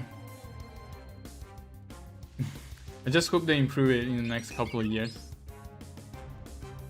So I don't know how long I'm gonna stay in Germany. So my contract is a fixed term. Oops, no, my bad. It's not 100. It's 199. Okay. The next one is gonna be 200. I mean, this one is gonna be 200. So my current contract is a fixed term 1-year contract. It's gonna end in October of next year. So I will probably be able to renew it. It's just that I think they give a fixed term contract to everyone for their first year, and like it's 6 months of probation, 1 year fixed term contract. But I'm not sure if I want to stay in Germany beyond that. I haven't decided yet. So I don't know. I will see in the future, I guess. That's still a long time away, 1 year. But to be honest, I think I prefer living in the UK in general, because everyone there talks English, right? So kind of easy to communicate with people in the streets or outside. All the important websites, like government websites and your general like normal online shops and stuff are all in English in the UK. Here in Germany, most of the things are in German. I haven't seen, other than Amazon Deutsch, I haven't seen any other website that gives you an English option. Like, not even the government websites, or some more government websites, which is very strange to me. And I think the only reason Amazon Germany has English and as an option is because they just get the English translation from other Amazon stores, right? So I guess it makes sense for them to have it. But yeah, life is kinda hard-ish as an immigrant in Germany that doesn't speak German, because some of the like day-to-day stuff that should be easy, it's kind of hard when you cannot communicate with other parties, like when you have a technician coming to your home, when you're apartment hunting, when you want to call the hotline to your of your SIM card. So I have a Vodafone SIM card that I got 2 weeks ago. I'm having issues with it. So it's a new SIM card. I should have like infinite. I can call without paying anything. I have 5G as part of my plan, and I cannot make or receive any call. I noticed. So I'm having issues. I cannot even call the Vodafone hotline. And also, 5G works in the sense that I get signal, I can connect, but the 5G speed has a maximum download of 20 megabit per second and upload of 5 megabit per second, which is not good enough for 5G. Even if I change to 4G, it's that bad for some reason. So I've been trying to contact the Vodafone hotline, but I cannot make calls, so that kind of doesn't work. So I will have to either ask via email or go to a physical shop. And I tried calling the Vodafone Hotmail once, like a few weeks ago when I first got the contract, and I called from another number that worked. The thing is, the hotline is entirely in German, and I don't even know like which buttons to press, because when you call a customer service, you have automated messages and they ask you to press some numbers depending on what you want to do.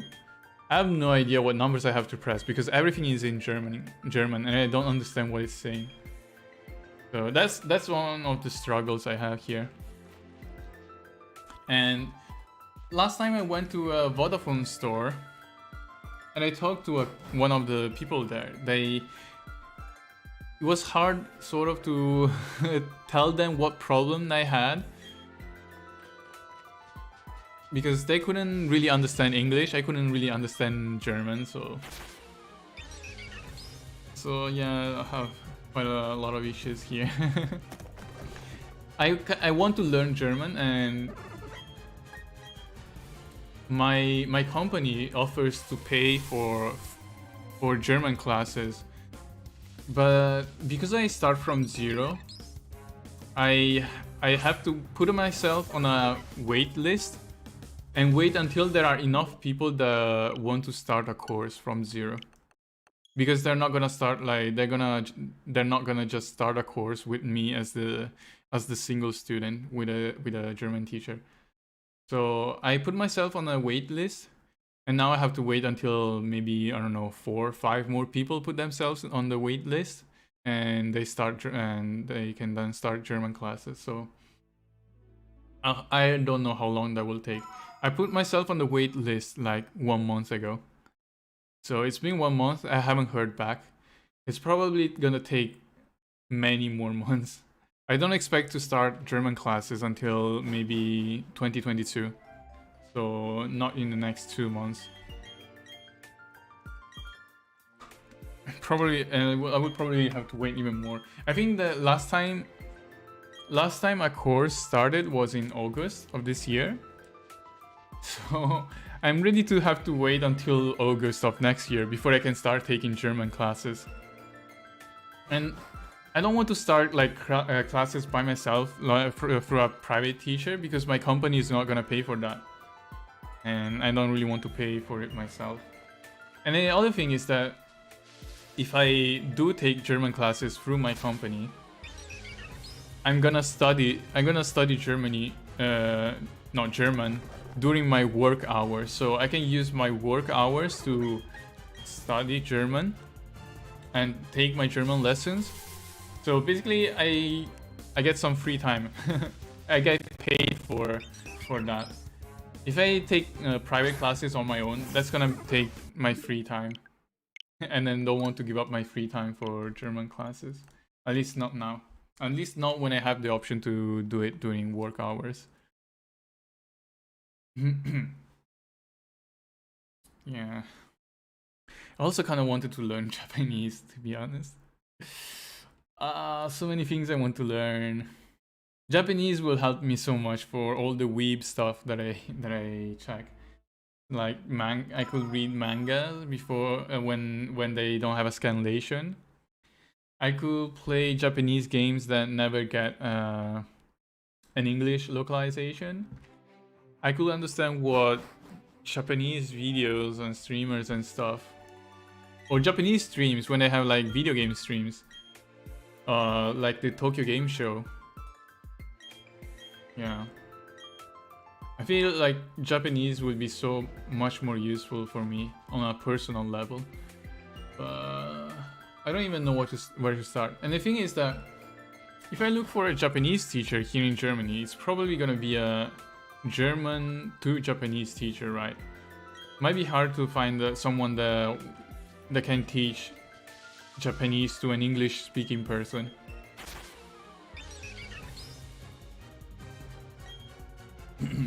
So recently I've been taking singing lessons in here in Germany, and when I was looking at the website, the profile of the teacher said that the teacher would speak English and Italian, or at least knew English and Italian as part of the languages they spoke. And my teacher doesn't speak either English or Italian. A kind of fake CV, but she can understand some Italian words, and we can sort of communicate in English. But the problem is that the level of English she has is the level where she probably studied English at high school but never had to use it in a professional level, in a professional environment. So we can kind of understand each other, and to be honest, when you learn musical stuff, I guess singing, you don't really need to know that much terminology. I feel like the the sound, the music, the voice speaks for itself. But yeah, it's kind of hard to to communicate sometimes. So because of that, I'm kind of scared of looking for Japanese teachers here in Germany. I should have done that when I was in the UK. I should have learned Japanese when I was in the UK. I missed my chance. Maybe one day I will do it.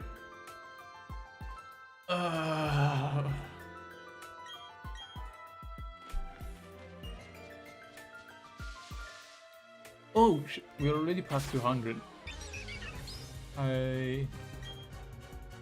My brain is kind of not following the game.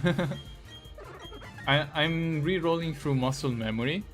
Basically, my hand is like, okay, I know what buttons I have to press, but I'm not really paying attention to the game right now.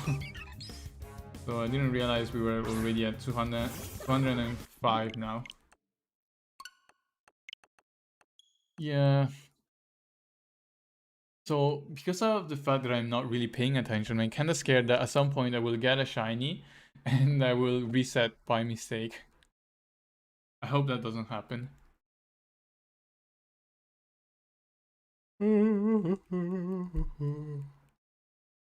Also, oh, it's been almost 2 hours actually.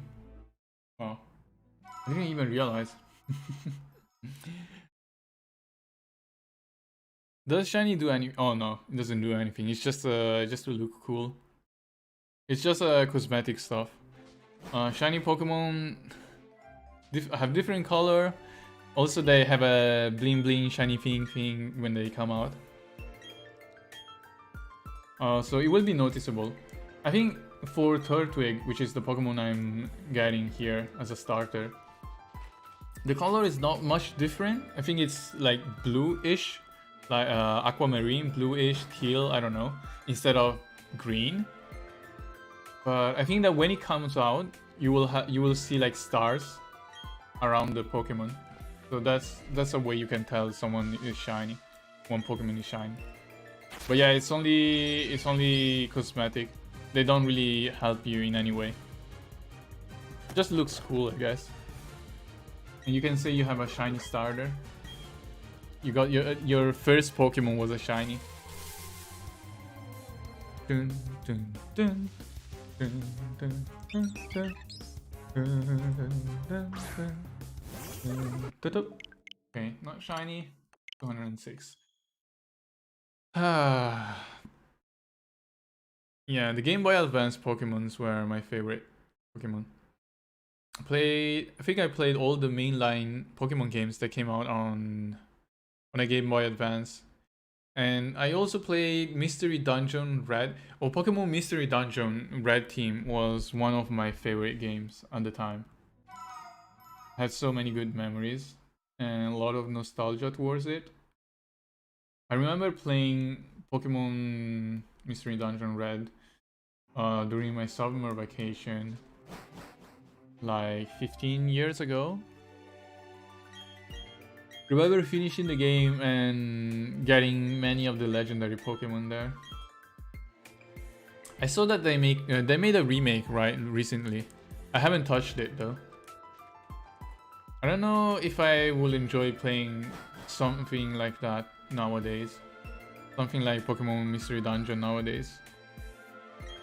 There are a lot of games that I enjoyed during my childhood, but I don't think aged that well, or maybe I just lost interest in those type of games. I think I used to play a lot more JRPGs, for example, when I was younger. But the problem is that JRPGs take a lot of your time. And because of work, because of my life and stuff, I don't really have that much time to give to JRPGs. So I'm more picky with the games I play. Sometimes I'd rather play games that I can play in shorter sessions, like Apex Legends is one example. Some gacha games are examples. So games where I have to sit down and play for multiple hours are harder for me to play nowadays. I still do that from time to time. For example, I played Shin Megami Tensei 5 recently. That was 70 hours. And I was playing for 10 hours at a time on Saturday and Sunday.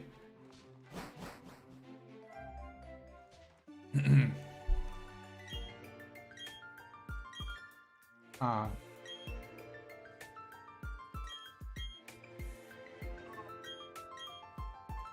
It's a stretch. Okay. Had to stretch. Oh. A few days ago when I streamed Apex Legends, I realized that it was so tiring. So I ended the stream after 5 hours and I was too tired to do anything. I was too tired to do anything. I just wanted to go to sleep. I played Shin Megami Tensei for 10 hours and it was fine. I played 10 hours of Shin Megami Tensei 5 on stream and I was still like full of energy by the end. Well, maybe not full of energy, but I ended the stream and I still had energy to do stuff on my own. And if it wasn't for my sleeping schedule, my work, and the streaming limits on YouTube, I would have streamed for more than 11 hours. But 5 hours of Apex Legends destroyed me. I was just so tired by the end of it. Oh, wait. What was that sound? That's strange. Hi, woo. Didn't expect you to shiny hunt. Haha, lol. Yeah. I think there is either the first or second time I do it for a Pokemon. At least the shiny hunting the starter Pokemon. I did shiny hunting on previous Pokemon, but never for the starter. Wait. I did it for the starter in Emerald, I think, but that was different because I was doing it on emulator. And on emulator you have save states and you have or you can slow down, and also in Emerald it was different because of seeds and stuff.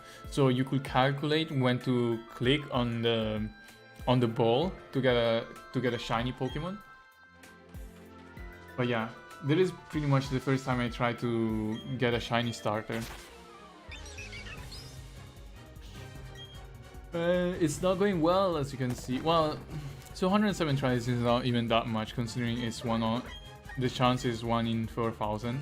1 in 207 is still not many tries, but kind of wish I will end before 1,000 now. I will never be able to sit for this many hours for one shiny.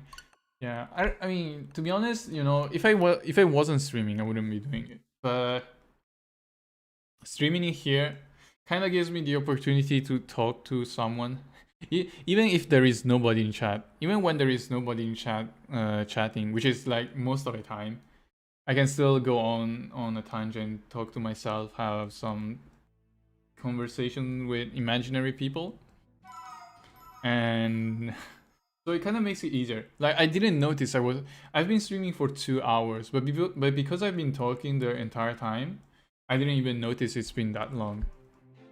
It takes age, and it's also slower on Switch, right? On DS and 3DS, you could press a combination of keys.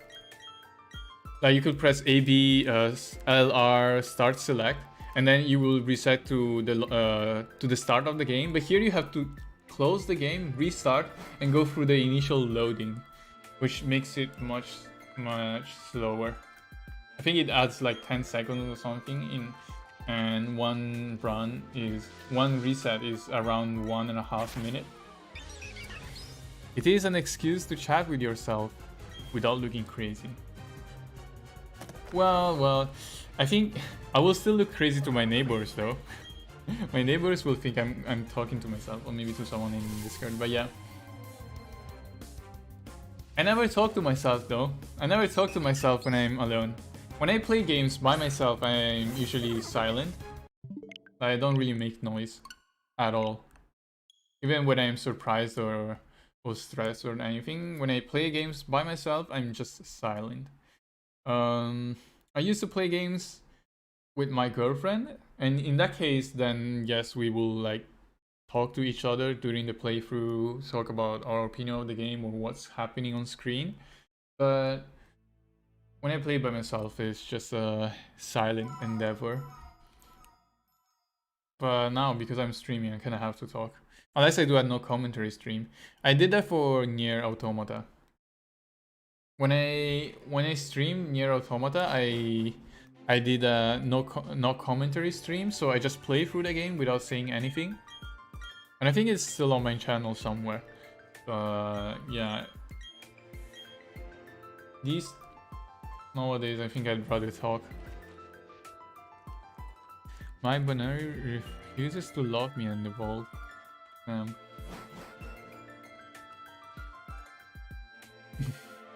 Is it because... I guess... Wait, is it friendship? You don't have... I don't think you have to get her to love you, right? You have to be put in the friend zone to get the evolution.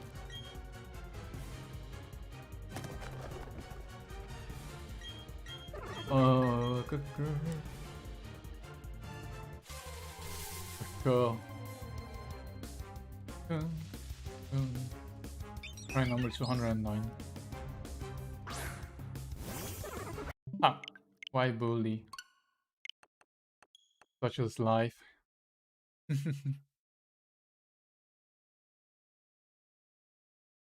Is there even love in Pokemon?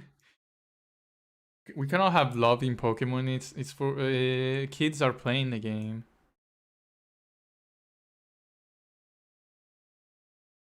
Only friendship, no love.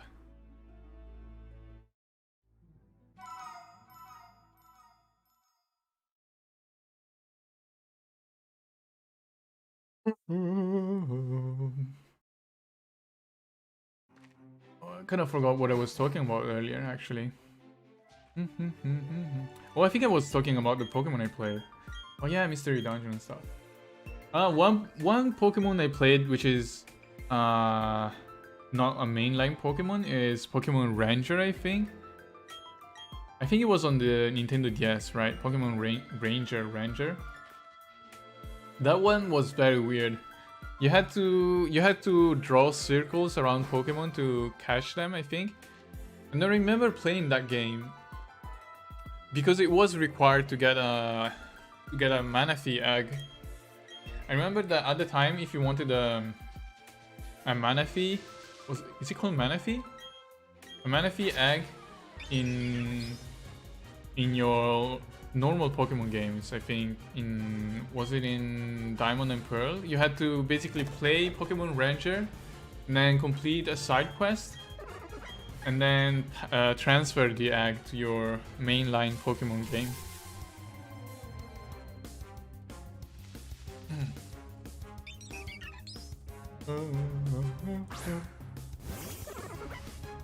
Oh no, actually I don't think it was a Manaphy egg. I think they gave you wait, they gave you a Manaphy and then with that you could breed another mythical Pokemon. Forgot which one. I think that in Brilliant Diamond you need a save from Sword and Shield. Oh, no, I think yeah, if you have a save from Sword and Shield or from Let's Go Pikachu and Let's Go Eevee, you can get Mew and a Manaphy, I think. I don't think I have saves though.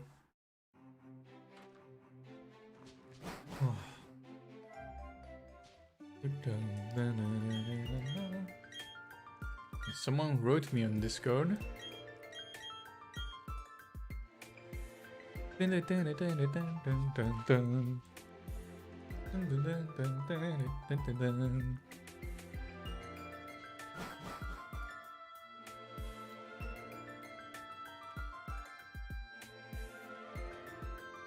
Um.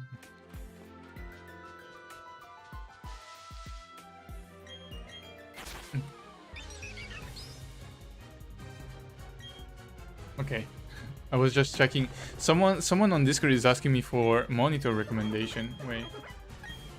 Okay, let me write to them. Monitor. Dun, dun, dun, dun.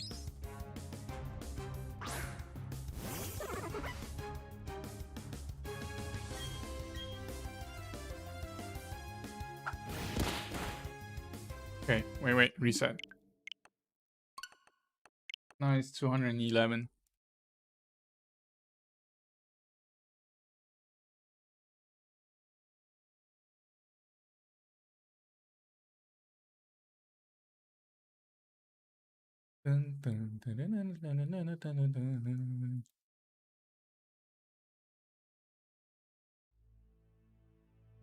So the monitor, I have two monitors.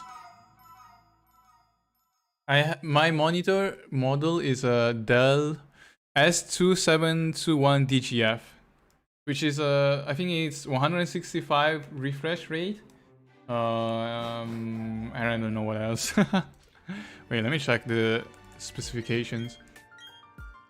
Yeah, it's a 27 inches, blah blah blah, IPS technology, gaming monitor, 1440p. So I had to buy a new monitor like a few months ago. I didn't know what to buy, so I asked someone and they recommended this monitor to me. And now recently I needed a second monitor, so I decided to buy the same one again. I used to have, when I was in the UK, I used to have two monitors that were different. One was the 24 inches and one was the 27 inches. And it looked so bad because they were at different heights and different sizes. So this time I wanted two monitors that looked the same. You know, the first time I found a shiny was in the Emerald Safari Zone while playing with a friend's Game Boy. Before it was a special Pokemon only found in the Safari Zone. He eventually caught 3 shinies in the Safari Zone without anyone fleeing. I'm still impressed. Oh, well, what was my first shiny? Well, does Red Gyarados count? I think other than that, my first shiny was a shiny Pidgey in Pokemon Silver. One of I really liked Pidgey. I really like Pidgeot. So getting a shiny Pidgey at the start of the game, like it was literally, I think, the first Pokemon I caught in that playthrough. It was so nice, and that Pidgey stayed with me until the end. That Pidgeot, that level 100 Pidgeot could beat the Elite Four by itself, with Wing Attack and Steel Wing. Basically, Wing Attack for everyone, but the Rock. No, I think someone. No, there was a fighting trainer in the Elite Four in Silver, and I think the fighting trainer had a Rock Pokemon, maybe. So I had to use Steel Wings for that, but then I used Wing Attack against everyone else, and he could one-shot everyone in the Elite Four because he was over leveled, and I did the Elite Four so many times using the level 100 Pidgeot, and it's so sad that I cannot. I lost the Silver game, so wouldn't have made a difference. But it said that you cannot really transfer Pokemon from the first games onto the newest games. I think the only way to transfer Pokemon from Red, Green and Blue is if you play them through the virtual Game Boy machine on Wii U, I think. Or the virtual Game Boy on PS, I don't know. But yeah. So my shiny Pidgeot is lost now. Lost forever. That was the first one. And to be honest, I don't remember if I ever found another one in the wild. I had a shiny Ditto in Silver, but that is because of a glitch. So basically there was a glitch in the second generation and the first generation. So in the second generation, silver, gold, and crystal, the way to get a shiny Pokemon was to have 15 IV on everything, I think. So shiny was based on the IV of your Pokemon. So if your Pokemon had like 15 IV in everything, it was shiny. And so the red Gyarados in silver had 15 IV in everything, I think. So if you traded that Gyarados to Pokemon Red, to the first gen Pokemon Red, and then you encounter the Ditto will use Transform onto your shiny Gyarados. And then if you cock the Ditto after you use Transform, it will have the same IV as the Pokemon it transformed into. So then you will trade the Ditto back into silver and it will become shiny because it had 15 IV in all stats. So that's how I got a shiny Ditto. And I remember that after getting the shiny Ditto, I tried to breed a shiny Cyndaquil for so long, but never succeeded. Because if you had one shiny parent, so one shiny Ditto in silver and gold, you had 1 in 64 chances of getting shiny. Because you know that some of the IVs will get inherited by the parents. So if you get lucky and inherit free IVs from the shiny Ditto, and then the remaining IVs are 15. I'm not sure. Oh wait, I'm not sure how that worked. But I knew that if you had one shiny Pokemon, one shiny Ditto, then your egg will have a 1 in 64 chances of being shiny. If you had 2 shiny parents, you will have 1 in 32. Yeah, but I never succeeded. Even with 1 in 64, I never succeeded in breeding a shiny Cyndaquil. So at some point I just gave up. And yeah, the breeding eggs was so slow. Because I think it's still slow, right? Because you have to keep the egg in your party and then just use a bicycle to run around until it hatches. But yeah, those are the memories I have. So I think those are the only... I think maybe I had a Golbat, shiny Golbat at some point. Crobat is one of my favorite Pokemon. Oh no, I think my cousin, one of my cousins had shiny Golbat. Hi again, today you got this. Oh, I remember you from yesterday. sorry for misunderstanding your comment yesterday. For some reason, I couldn't understand when you said last one. But yeah. Today I got this, I hope. I have 4 more hours of resetting. 4 more hours until I go to sleep. So I am at 215. Maybe I will reach... I think I will reach 370. Yeah, around 370 before I stop today. I will get to 1000 by the end of the week. I don't remember ever getting shiny beyond silver though. I don't know. I never went shiny hunting after that, I think. I did that. Yeah, don't worry. I did that on 3DS actually.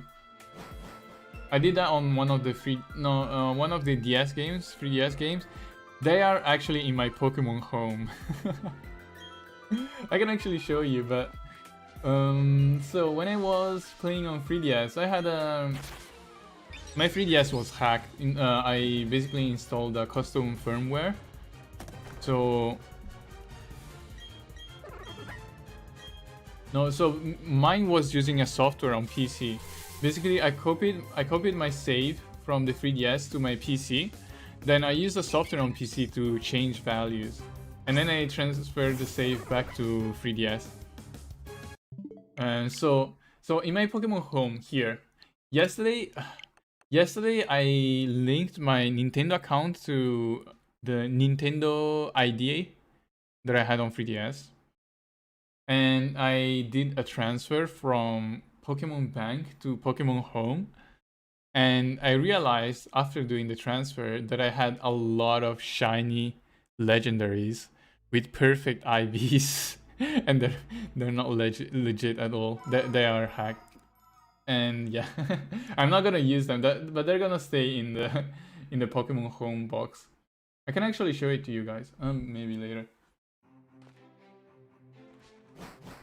Or maybe not. I don't know. I haven't checked. Maybe it will show my ID, and I probably shouldn't.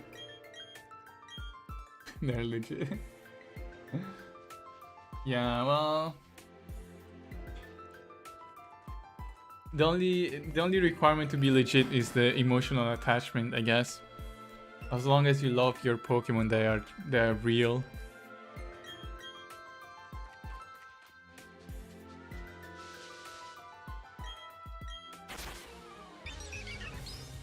Also, I discovered you can transfer Pokemon from Pokemon Go to Pokemon Home. So I do have some shiny Pokemon from Pokemon Go that I'm transferring over, and they are sort of legit because I went around during Pokemon Community Day. So in Pokemon Go there's this thing called Pokemon Community Day every month, where for like a couple hours of the day, every Pokemon on the map will be the same Pokemon that is featured for the day. And so I went outside during the Totodile's Community Day 2 or 3 years ago, I think. And I think that during Community Day there is also a higher chance of shiny. Oof. So I do have some legit shiny Totodiles that I captured that day, and I am transferring over to Pokemon Home. I think I got 2 random shinies, other than some hunted with a Pokeradar and fishing chain in XY, a Resilient Pearl and forward 14 years, and Appleton from an egg.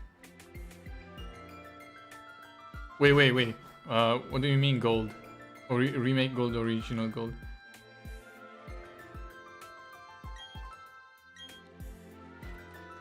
If you were talking about my shiny Pidgeot, it was in the original silver.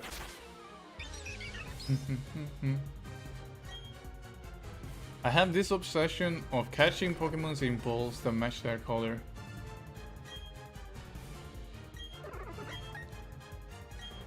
So I caught an Appleton with the only friend boy I had and was bringing them to give them to friends. Game Boy. It was a Game Boy Color.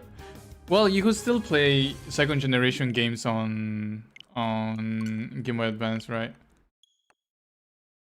Are you seriously doing Nuzlocke on a shiny starter? I am. I mean, but if the shiny dies, I'm not gonna release it. I'm just sending it to my box forever until the end of the stream. Not the end of the stream, the end of the playthrough. So after the playthrough, I will just keep my save as a normal. After I beat the Elite Four, I will keep my save as a normal playthrough save. So if my Pokemon die during the Nuzlocke playthrough, I will just send them to a box that I will call Death.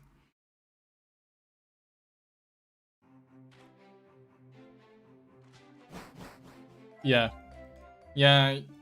You could play Game Boy Colors in Game Boy Advance. Yeah, they will stuck out. Restarting a bajillion times and releasing it. Oh shit. Yeah. I'm not. Okay, I am crazy. I am insane for doing a shiny starter hunt, but I'm not that insane that I will release the shiny. Oh yeah, I think it's in the description. Is it in the description? I'm not sure. So in the description, I set the rules I will have for this playthrough. Wait, let me check. Oh yeah. If you see the description, I added the Nuzlocke rules that I will go with. They are pretty much classic rules, I think. with some tweaks. So, for example, I'm gonna send to PC other than instead of releasing, and I can only use the first Pokemon I catch, but I can still catch other Pokemon in each area. So if I catch other Pokemon in an area, I will put them in a box and not use them for the Nuzlocke run. But because I know that in the classic Nuzlocke, you can only catch the first Pokemon you find, right?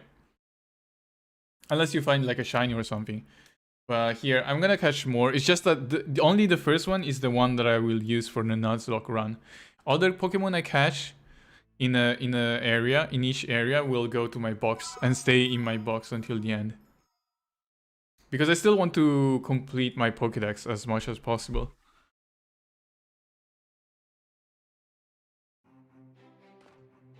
And then, yeah, I will not trade. Okay, I might trade, but if I trade, I'm not using the Pokemon I received from trading. So I only use Pokemon Capture. Then I nickname all the Pokemon that I'm gonna use for the Nuzlocke, and then I cannot reset. Yeah, those are pretty much the classic Nuzlocke rules.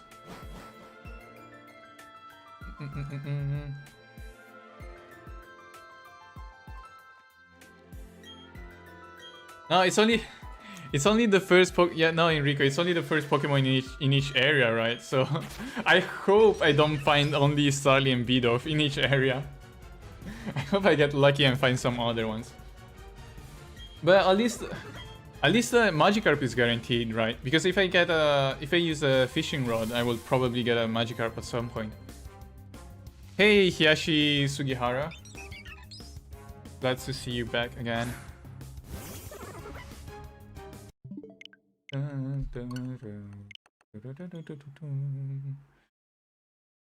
Oh, I just realized I cannot see dislikes on my YouTube channel anymore. I mean, I can see the dislikes if I go into my analytics, my personal analytics settings, but you guys cannot see the dislikes anymore on what's it called, on YouTube, right? On your side. Brilliant Diamond was kind of boring lol compared to I guess it's a different type of game. Like if you're playing Pokemon game, you're not really looking for a challenge, right? It's more like different audience. The thing is that Pokemon has a wider audience. So you have adults playing it, but you also have kids playing Pokemon. And because of that, you cannot really make the game that hard. Unless you use self-imposed rules, like the Nuzlocke. Nuzlocke challenge is a self-imposed rule. But other than that, the game itself is kinda easy. You can breeze through everything. Whoa, food for dogs? Is it food for dogs? Are you talking about food for dogs?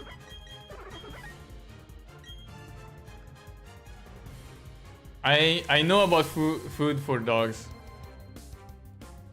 I watched some of her videos like 1 year ago. I also saw her video recently, the one that she talked about how she got into gaming. I think it's like a 1 hour video, but yeah, it's very nice. It's very nice seeing some boomers. Actually, she's even older than a boomer probably. Like some of the older generations play video games. For whatever reason. Like you see like I think she's like 70 years old, 70 to 80 years old grandma that has some anime girl posters in her house. But yeah, she's cool. She plays a lot of JRPGs. And I think she really likes the beta, so that's a plus. I really like my beta as well. It's dead, but it was nice while it lasted.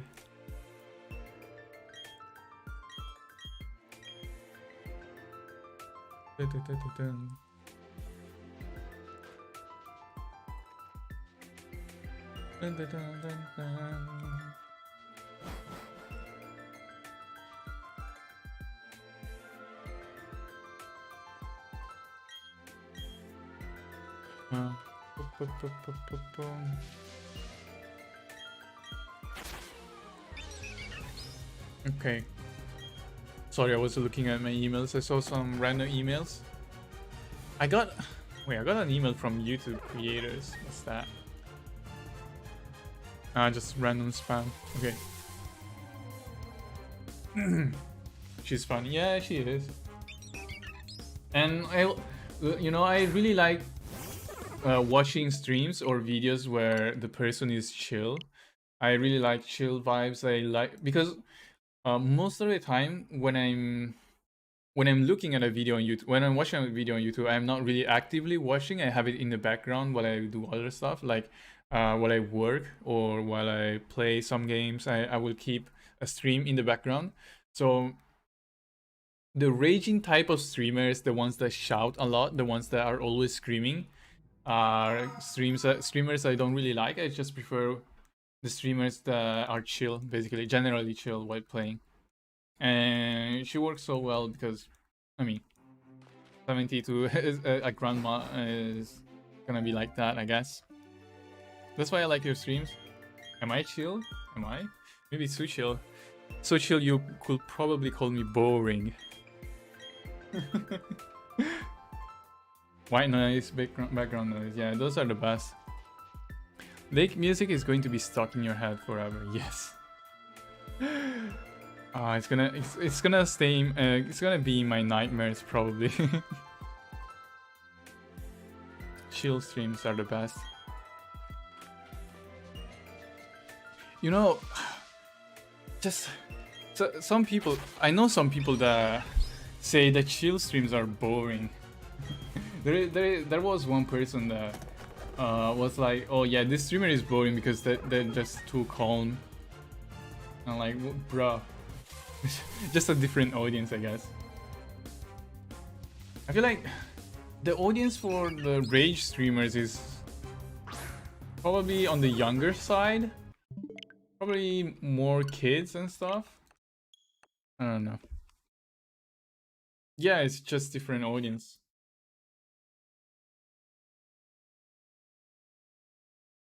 You know, Zoomer's attention span is very, very short. Kind of a meme that they do say that, for example, on TikTok, you kind of need short videos on TikTok because young Zoomers don't have the attention span to watch a 10 minutes video, 5 to 10 minutes video, and it's actually I can you know that I can see analytics on my channel, right? I can see like analytics, the audience and stuff, and I can basically filter my views by age gap. And so for people above 18, like between 18 and 50 or 18 plus basically, the average watch time for one of my Persona 5 videos is gonna be like 4 minutes, I think. Around 4 minutes is the average watch time. Then you filter for people that are under 18 and their average watch time is barely 1 minute. They're just not interested in watching long videos.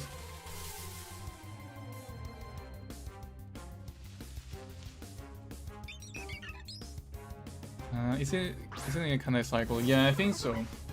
Maybe.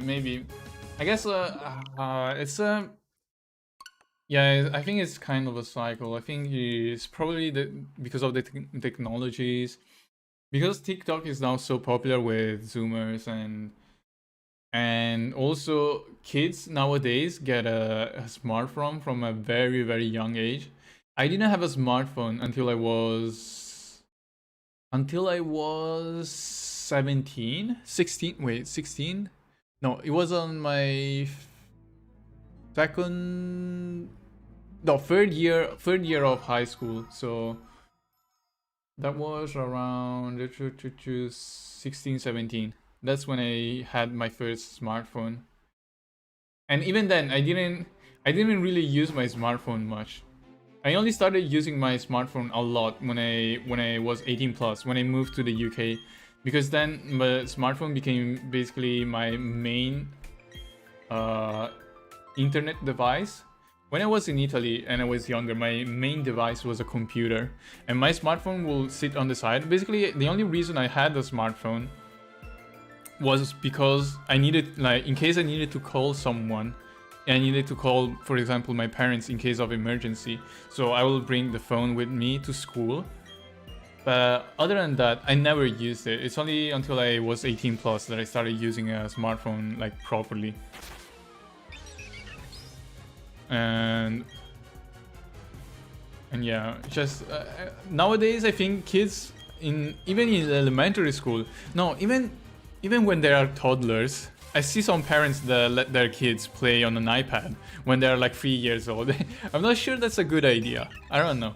Maybe yes. I mean, if you get, I'm sure there are like there is educational stuff you can have on an iPad, and maybe, I guess with the evolution of technology, that's just the way it is now.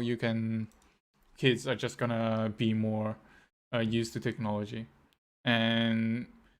but yeah, I feel like that kinda contributed to lowering the attention span of kids, Zoomers. You're technically a Zoomer, yeah. So I'm technically a Zoomer as well. I know I'm in the cutoff between millennial and Zoomer. I am 25 years. I'm 1996, 25 years old.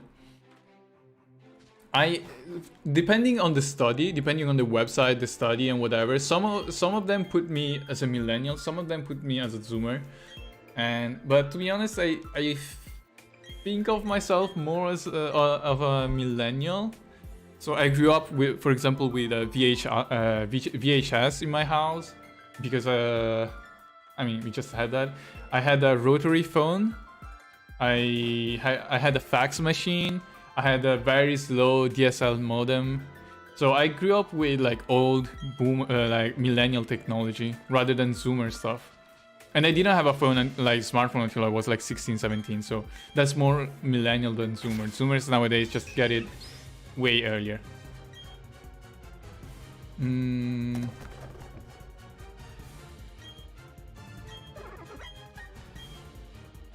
I didn't get a smart. I played on Game Boy, which wasn't educational. Yeah, in probably just the internet. Yeah, I say touch, but yeah, it's kind of the same, right? Internet. That will ruin the eyes. My eyes are bad. My eyes are ruined, but that's because I used to play on Game Boy a lot and stuff, and also genetics, I guess. I have lost so much vision. Maybe at some point in my life I will get surgery done to my eyes, because I don't care about the cosmetics of wearing glasses. It's fine for me. I do feel like I look better with glasses than without glasses. But the problem with glasses is that it's just a pain sometimes. Like I take a shower, I go running and the glasses fall off and tend to like move too much. I take a shower, I have to remove my glasses. In the morning I have to look for my glasses as soon as I wake up. And yeah, when I wear headsets, glasses sometimes hurt. Having glasses hurts. So I kind of want to get surgery done at some point in my life. I'm not sure if I can, not sure if like normal like eye laser or get transplant. I think intracorneal lens, that's the name.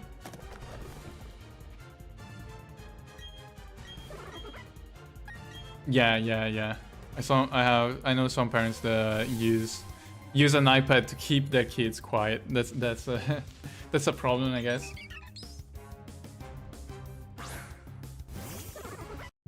Dun, dun, dun.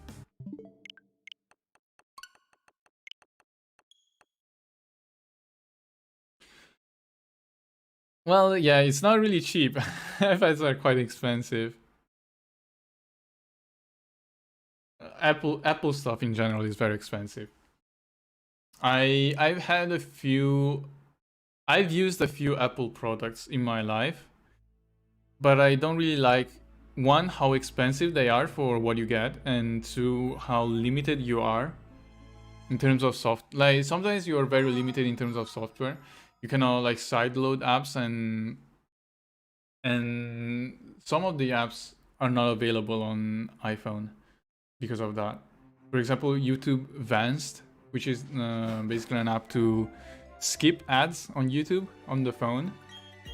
That is not available on iPhone, as far as I know, unless you jailbreak your iPhone, right? But that's sort of a pain.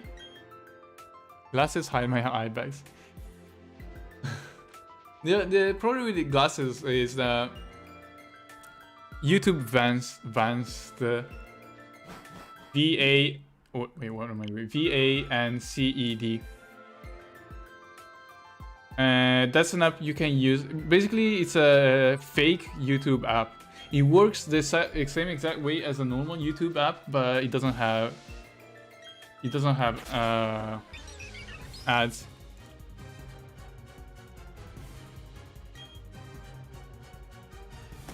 Yeah. Wait, I think it's called Vans. Yeah. So it's only available on Android, I think. And now you can skip all the ads on my channel. Yeah, it is. Well, I'm not sure. Wait. I think, at least from what I've seen, from my usage of it, it's basically the same as the normal app. But I don't really, like, I don't really do much on like mobile YouTube. The only thing I do when I am on my phone is just search video, look video, watch video, and that's it. So, and for that it works the same exact way. No, you should do that. Well, to be honest, I don't really get much from ads anyway, you know, so that's not a big issue for me.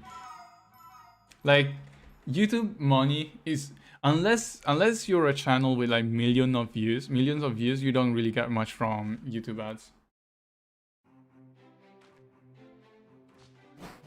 So I think on average you get wait, how much do you get? You get $1 for 2,000 views, I think. $1 for 2,000 views. And also, looking at analytics and stuff, at least half of the people that browse YouTube use ad block. So half of the people watching videos on YouTube use ad block. At least looking at my channel analytics. Yeah. Ad money, I think. Okay, I can actually check. I think I get like around £1 per month, £1 per day from YouTube, which is nice coffee money, I guess. one game per month. It's not like, it's not that low. It's not that much. When I make videos, I barely get 100. Well, me too nowadays. Like, because I basically disappeared from YouTube for 4 years. Nowadays, I don't get more than a couple hundred views, I guess.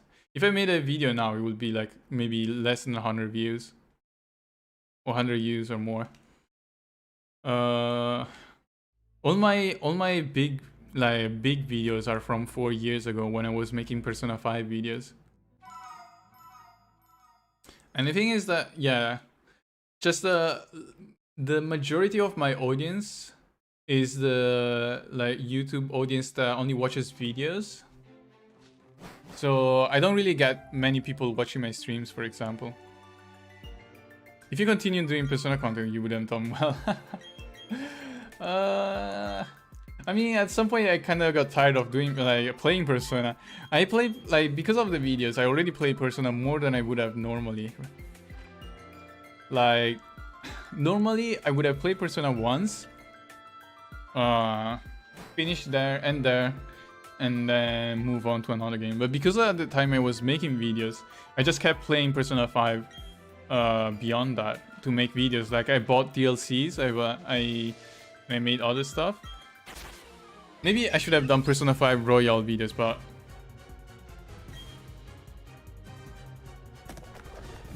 yeah, I didn't want to just continue doing Persona 5 stuff.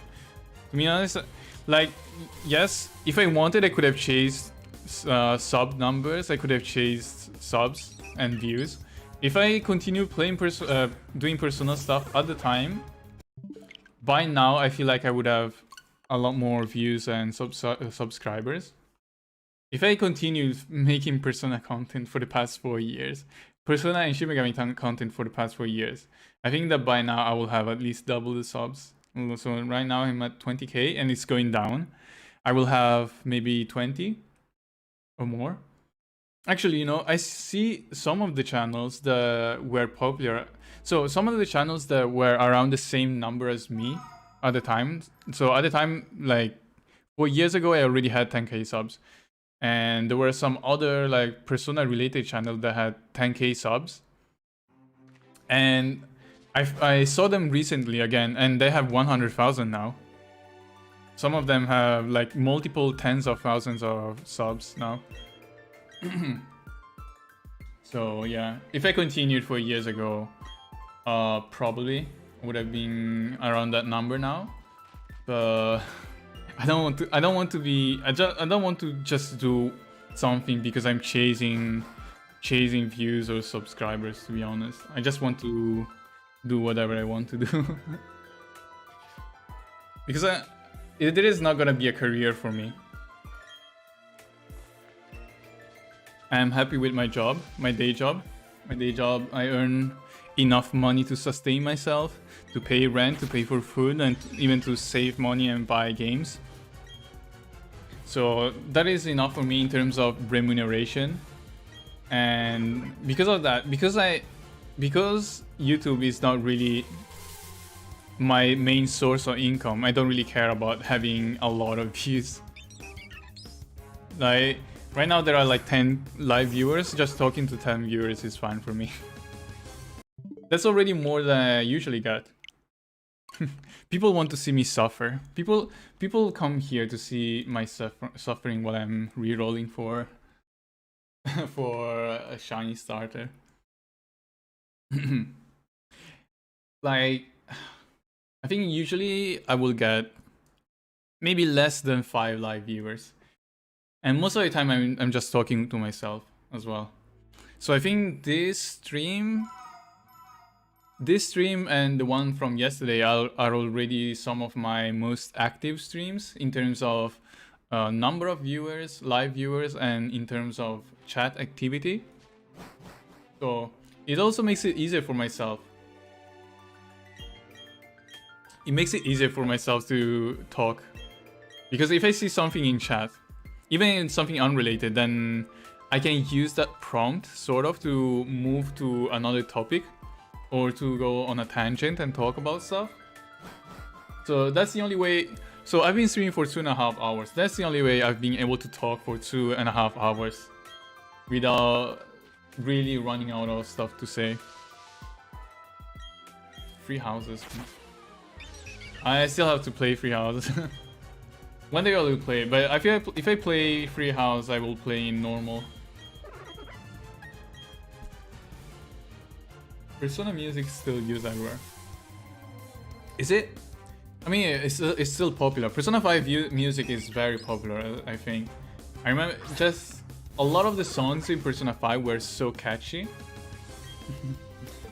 Time for me to do a Persona 5 covers. I will become a karaoke YouTube channel. But yeah, Persona 5 music was always very popular, and it's also so chill. Like some of the music, background music in Persona 5 is so chill. It's the type of music you will maybe hear in a chill nightclub, in a bar, or things like that. Some people use the music from Persona 5 when they played it. Well, yeah. Well, Persona 5 might have sold like, I think it sold millions, right? Persona 5 sold at least 1 million when you released it. I think right by now it has a couple millions or more.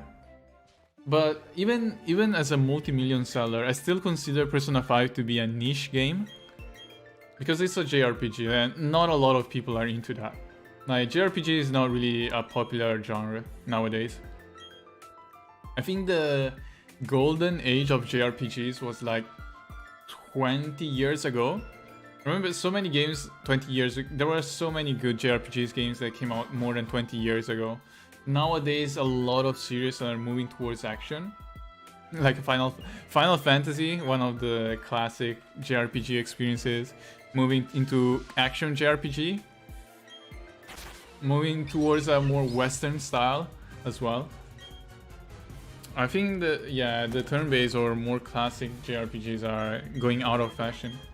Yakuza 7 went from action to JRPG, which is weird. I mean, I appreciate that. I welcome the change, but it does sound weird when you think that something like Yakuza, which was action RPG for like 6+ games, has now become a turn-based RPG game.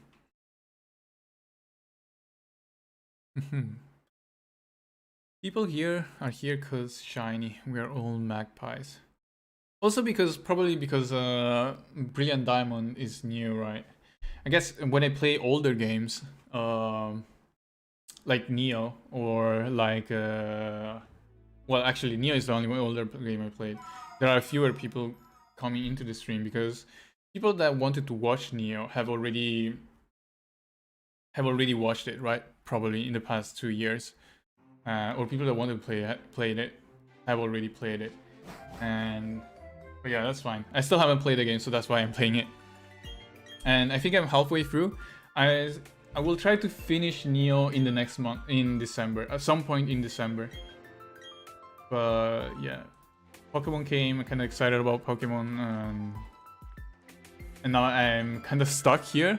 I told myself, and I said during the first stream, I'm not gonna stream anything else until I get a shiny Pokemon, a shiny starter.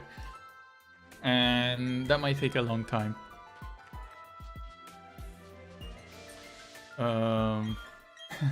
I will regret that at some point. If I'm still resetting this weekend, I will probably regret it. Because I also want to play Final Fantasy XIV. So I have Final Fantasy XIV coming up. I have Pokemon Brilliant Diamond that I'm playing now. I have Neo 2 that I'm playing, and I still have to finish. I want to play Hades. And yeah, that's a lot of games I want to play in the near future. Oh, there's Monster Rancher 2 that is coming out. Monster Rancher 2 DX, the remake of the first two Monster Rancher, is coming out next week on the 6th of December, I think. Yeah, I will also buy that. I don't think I will have time to play it because of Final Fantasy, Neo, and Pokemon, but I will play that at some point because of nostalgia. One of my childhood games. I'm not sure if it aged well enough to be one of my favorite games now of all time. So I'm not sure if I will be able to enjoy the game now. But I still have fond memories, still feel a lot of nostalgia towards Monster Rancher, so I'm gonna play that. Elden Ring is in 2 months, right? Elden Ring is actually, it got delayed. It's in February now. It used to be January release. It got delayed to February. You're going to play Octopath soon. Oh, you know, I played Octopath Traveler once on Switch, but I don't think I ever continued that. I think I stopped playing it at some point because of, I don't even know why, but at some point I stopped playing and then I never went back to it. I think I stopped playing after I recruited all eight of the characters. After I got all 8 of the characters, and I think that's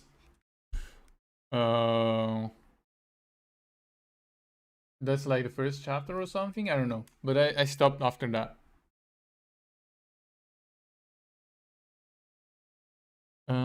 I try not to keep up on any of the news for Elden, because I know I'm gonna buy it no matter what. Yeah, same for me. Well, I've seen the recent gameplay trailer, I think. Gameplay trailer because some of my coworkers were talking about it and they shared the link on Slack. And because of that, I was like, okay, I guess I'm gonna watch with them. I'm gonna keep the stream in the background. And I saw the stream and I was like, yep, there is Dark Souls. There is more Dark Souls, which is all I need to buy the game. For yeah, just so I haven't really been following. I'm not really that hyped in the sense of, oh shit, I'm thinking about Elden Ring every day. But it's one of those games I will play on release for sure. And it's one of those games that I will buy on day one, regardless of reviews and stuff. Because I just need more Dark Souls, I guess. And well, yeah, I haven't played the Souls game since Dark Souls 3, is it? I don't count Sekiro. I never finished Sekiro. I started Sekiro, and I beat the second, like the Monkey King twice, I think, the second time. And I think it was the time when there were two of them at some point. And oh no, with the like centipede coming out of the head. But I remember that I played it at the time. At some point I stopped for whatever reason and I never continued. I'm just I guess the game didn't really manage to keep my interest for some reason. And it's a shame. Just like it is quite different from other Souls games, right? And I guess my favorite one is Bloodborne, probably. And my least favorite one probably Sekiro. But maybe one day I'll go back to Sekiro though and continue where I left off. That was probably like half the game I played.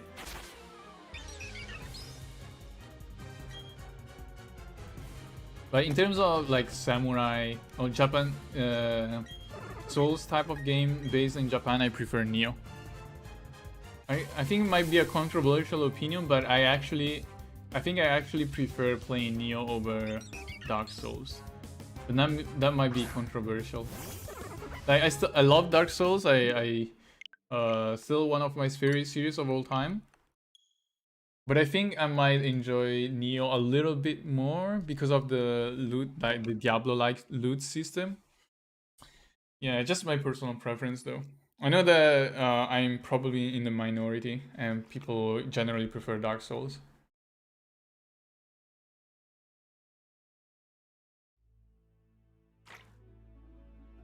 You really didn't like Nioh. Ah. Yeah, the loot, yeah. You either hate or love the loot, I guess. Diablo-like loot. It's kind of like playing Diablo, but it's Souls. Souls-like game, but it's Diablo. No, it's Diablo with a Souls-like gameplay. It's also one of the reasons why I enjoyed playing Borderlands sometimes or at the time. I didn't really enjoy Borderlands 3, to be honest. I don't think many people did. I really loved Borderlands 2 though. And I really loved like going grinding and finding the best loot. Just I guess that's the MMORPG mentality that I have. Just try and min-maxing equipment. You like free? You know, I started playing Borderlands 3 with a group of people, with my cousin and a friend of my cousin. So we played through the game together up until a certain point, but then we kind of stopped. I did finish the game by myself. I did like continue playing by myself and finish the game in my own time. But Yeah, we my the group of people I was playing Borderlands 3 with kind of fell off and stopped playing that game together. Stopped playing together at all, maybe. It was mostly because of schedule. So one of the people in the group was a barman. Well, yeah, he worked in a not a barman. He worked at a cafe, and his schedule was pretty weird. He used to work at in the evening, and I used to work in like normal like normal 9 to 6 hours. So morning to afternoon. So we basically could never find the time to play games together. It was hard. He was free in the morning and in the like early afternoon. I was only free afternoon. In the early evening. The only time we could play together was at night, like very late at night. But then I will have to go to sleep for my day job. So it's kind of hard. It's kind of hard to find a group of people to play when you all have different working schedules.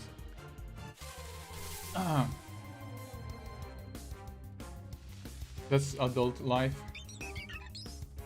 One of the reasons why I miss my earlier years. I miss being in middle school, elementary school, middle school. Those were the best years of my life, maybe.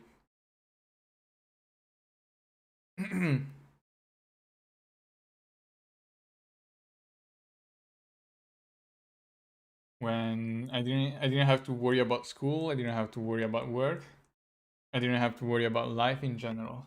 Just play games all day and get top grades at school without studying anything. Good years coming. Is it? Not sure good years are coming.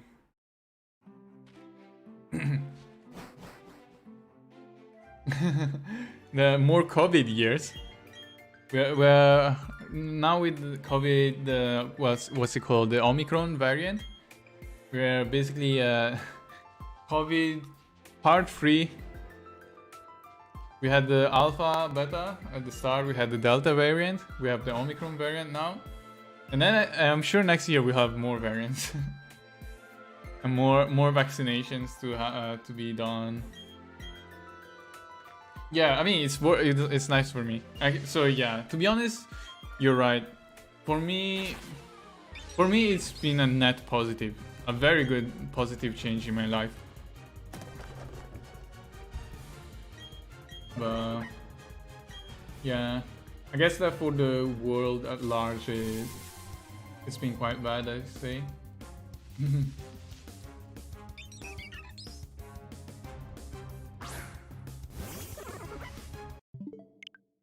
It is. You know, when I was in the UK at my previous job, I hated going to the office, and I worked from home for like 1 year.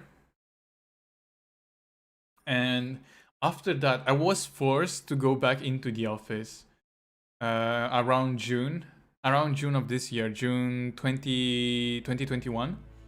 I was forced back into the office, and that was one of the reasons why I decided to quit. And because I hated going to the office. It was just so tiring.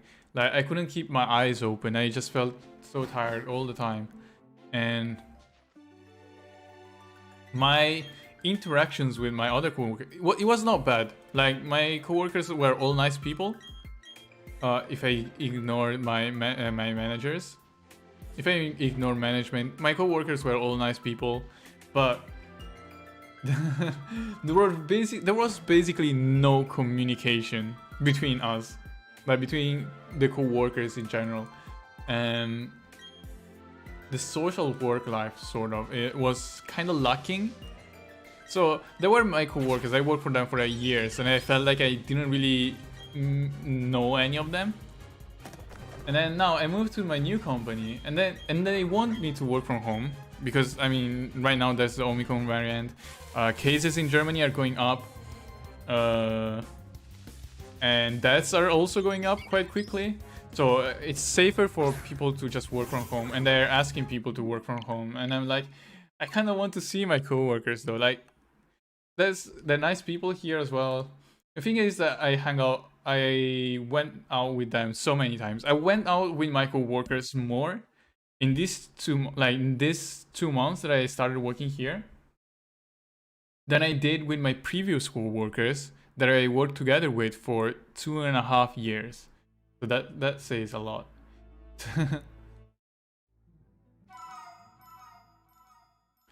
So that's why it's somewhat sad that I have like I mean technically I can still go to the office if I want to, but I feel like it's better and safer, and also most of my coworkers are at home now, so if I go to the office I will be by myself mostly. No, there is a bigger company. This is actually a bigger company. It's just that the work culture here is much different. Actually, the studio, like the company itself is bigger, but the studio itself is smaller. No, around the same size, I'd say. My previous company had roughly 70 people. My current studio has a little bit more than 100. I think 150 maybe. So it's actually bigger size. But the thing is that we have different teams, and I work on a specific games with a specific team. So when I say co-workers, what I mean is the team I work with, and that's like 20 people. That's a very small group of people, sort of. 20, like my team. Well, actually, my team probably has close to 50, but the people I interact with are probably around 20, sort of. Like if I count the developers and the people in the same office area. Open office area, those are around 20-30 people, so I guess in that sense it's smaller. But at my previous company, everything was a lot more, like people were a lot more detached, so you talking to each other like via voice was kind of frowned upon. You had to send messages. Someone could be in the same room, like sitting in front of me, baby, and I will have to send messages to them to talk to them, because if we started talking to each other, the manager in the room will tell us to shut up and to be more quiet. So that's the difference, and also a lot less meetings. So I guess meetings in general are kind of a waste of time if you care about that, a waste of productivity, but I do enjoy meeting because I do enjoy wasting time. And it gives me a chance to talk to my coworkers. Sometimes during meetings we also talk about random shit, right? It's not but yeah, it's not really stand up. We go on a team on a MS Teams meeting, Microsoft Teams meeting, and we just chat for like 10 minutes. We don't really talk about work. And also that's just for my, because I don't go into some of the high level meetings, let's say, because I'm just a normal game developer. I'm not going to like meetings with managers and producers, right? I just go to meetings with my coworkers that are also developers. So we just talk about random shit. We go into the meeting and manager is like, oh yeah, does anyone have anything to talk about? People are like, nope. And then I guess the meeting is over then. Or sometimes like I was talking about like Sea of Thieves, for example, during a meeting with one of my coworkers, or with like still like some random shit. So that's why I enjoy them sometimes. Also, one other thing that we do at this company, and we didn't do at the previous company, is that every other Thursday there's an event called a play date, where people that want to can just play games during working hours for 1 hour. We play games for together for 1 hour, like at 11 a.m. so in the middle of the workday. So every other Thursday we do that. So I've been to 3 of them now. So in the first playdate, we played Jackbox Party 8. So I played Jackbox Party 8 with my coworkers, so that was nice. And then the second time we played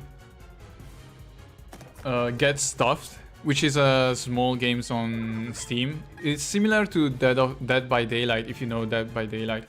So basically one person is the killer or something, and he has to kill all the other players, while the other players have to like complete tasks and stuff. So yeah, it's kind of like Dead by Daylight.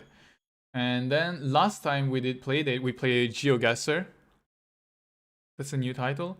Yeah, Get Stuffed is new. But it's a small game on Steam. Oh no, new title for DevSec. You're talking about DevSec. What does Game Dev Day today do? To be honest, I don't think it's much different from a normal dev, right? It's just you use different tools. I have a game engine. So you have some things that are more visual, because game engines kind of help visualize some of like the UI, the HUD, and some of the stuff. And then when you test the game, also when you compile and test the game, I guess it's kind of different. I mean, most of the time it's just writing code, right? Most of the time, I work as a C++ game developer. Most of the time is spent just writing code, like normal C++ code. And yeah. Also, the thing is that I'm a software developer, and I don't really get to make this design decisions and things like that. Basically, what I do is implement whatever designers or producers want me to implement, fix bugs, the Q8 logs, and things like that. So I assume it's quite similar to a normal a normal developer job. Just instead of developing like a software, I'm underpaid and I'm developing games. If you want to, can you transfer it into more boring coding? Yeah, probably. I mean, it's still like C++. As long as it's like C++ coding, I guess it's kind of transferable. You don't really have some special language. So in my company, we use C++ for our engine. Some engines, like Unreal Engine, is C++. Wait, what else is there? Unity is in C#, I think. And yeah, I guess, but most of the time I think C++ is generally what they use in game development. You're well paid and make boring tech software. Yeah, that's the trade-off, I guess. Just if you work in game, you're gonna be underpaid. If you're working as a game developer, software developer, you will always get paid less than you will get if you work as in like a normal government or maybe at a bank as a software developer. So some of the people I know that work as developers, banks, earn a lot more than I do. Yeah, I kind of know Java in the sense that I had the Java module at university, and it's very. I mean, I guess a lot of object-oriented languages are similar, right? But yeah, I don't think it's hard to learn a new language. If you already know one programming language, especially something like C++, which is quite low level, I think it's quite easy to learn other programming languages. So, for example, if I wanted to move from... I actually done some Python, some Java, some JavaScript as well. I was writing like during summer while I was still looking for my current job. I had a lot of free time. I was unemployed for like 2 months. So I had a lot of free time, so I started writing Discord bots using JavaScript. So there is a Discord bot in one of the servers I'm in that does a lot of random shit. Because I just wanted to learn a bit of JavaScript, so I just started implementing a lot of random shit into it. So it's a Discord bot that can query a anime and manga database. So from kitsu.io, I think. So you can search manga, anime. You can search your favorite anime list from Kitsu and manga list. Also, it has the same thing but for games. So you can use a command to get a list of upcoming games, or you can search games and things like that. Also, it has some commands for fantasy Premier League football, because in that server there were a lot of British people and a lot of people that enjoy watching football, and they were doing a fantasy football league for the Premier League, and I noticed that the fantasy Premier League things had some APIs that I could like query. So I decided to make some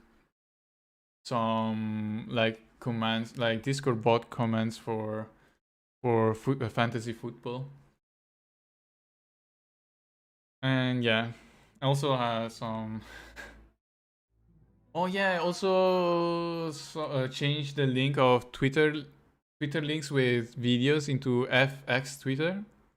I think some random shit like that.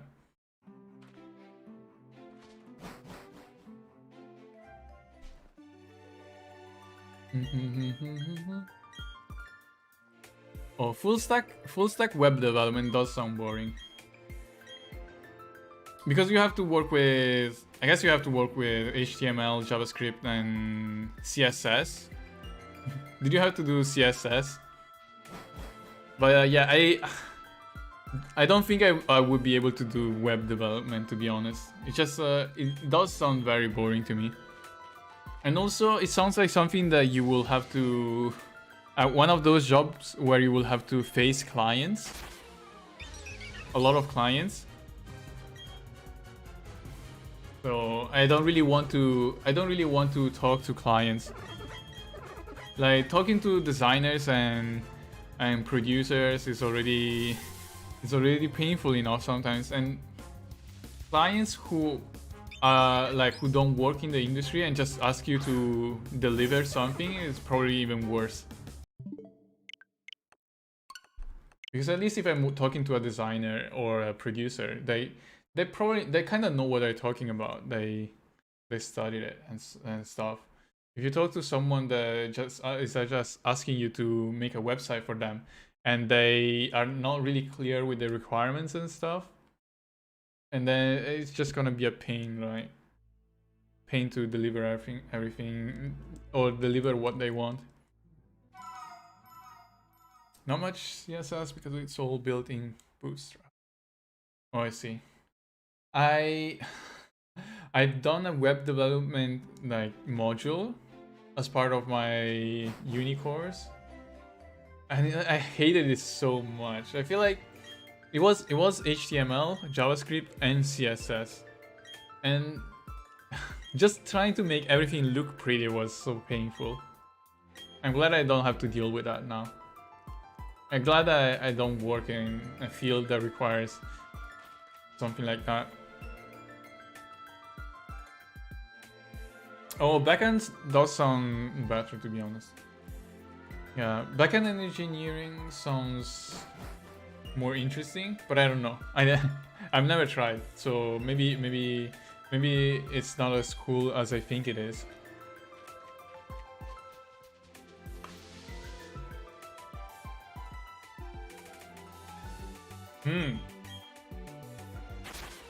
You know, I kind of wanted to get, while I was looking for jobs.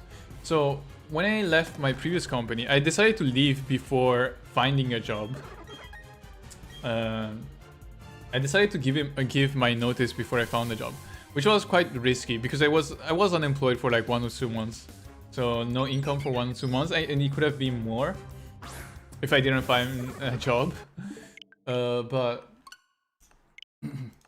after I left my company, I didn't specifically look for game dev. I looked for any sort of dev, right? But because I came from a game dev company, a lot of the employers, a lot of the job opportunities that came to me were from other game dev companies, because they like to see you having experience, right, in something that is adjacent or very similar. So I didn't get many chances to talk to normal developers, let's say.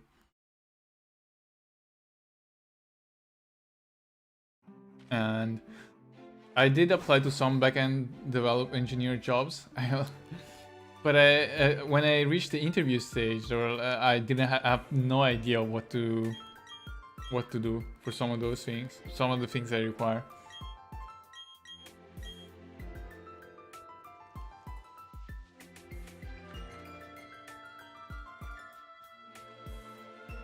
Yeah, no, leak code. I've never done leak code.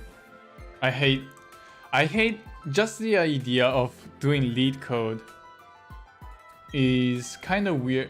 Like, I've seen some of the lead code tests, and you don't really like encounter many of those issues during your time.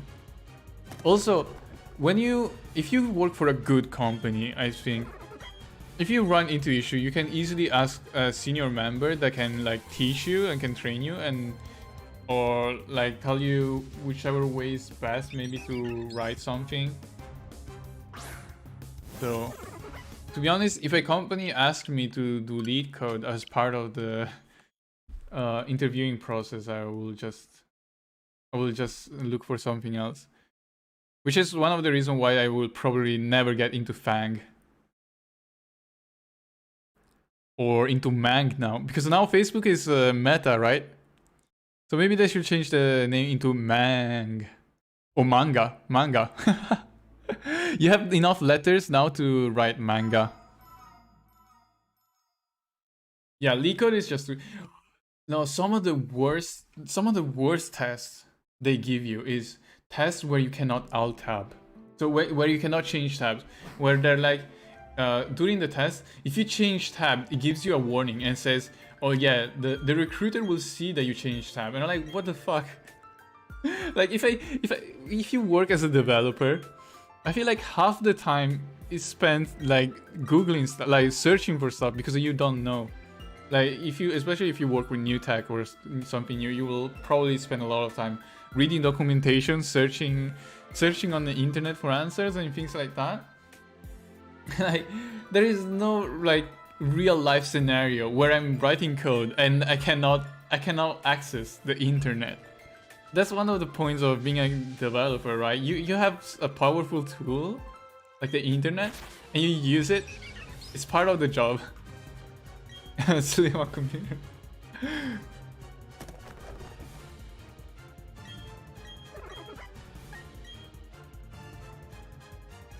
Yeah.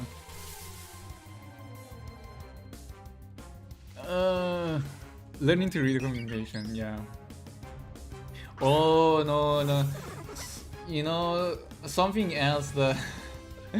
Have you ever been to an interview where they ask you to write code on a whiteboard? I luckily haven't had that experience, but it happened to someone I know. They asked the person to write code on a whiteboard. It's just so weird. Doesn't make sense. It's like, you know, it's like those university tests. It's like when you do computer science, or like you study a programming module at university, and at the exam you can only write code on a piece of paper. Just those are just things that will never happen. Like, you will never encounter those scenarios in a normal working life. It's just like having a IDE, like development environment, is so nice, because if you write something wrong on it, and the environment is gonna tell you, right? The app is gonna tell you that you have an error maybe in your syntax, or you named a variable wrong or something like that. Writing on a piece of paper is not gonna help.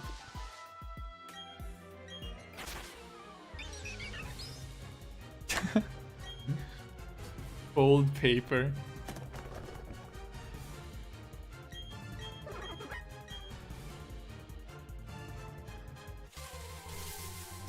Yeah, just...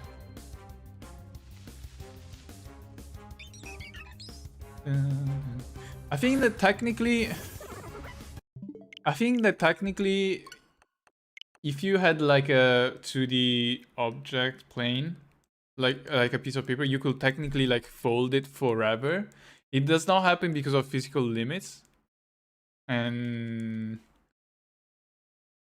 I don't know if it's recursive, but I know that you can technically like fold it forever, right?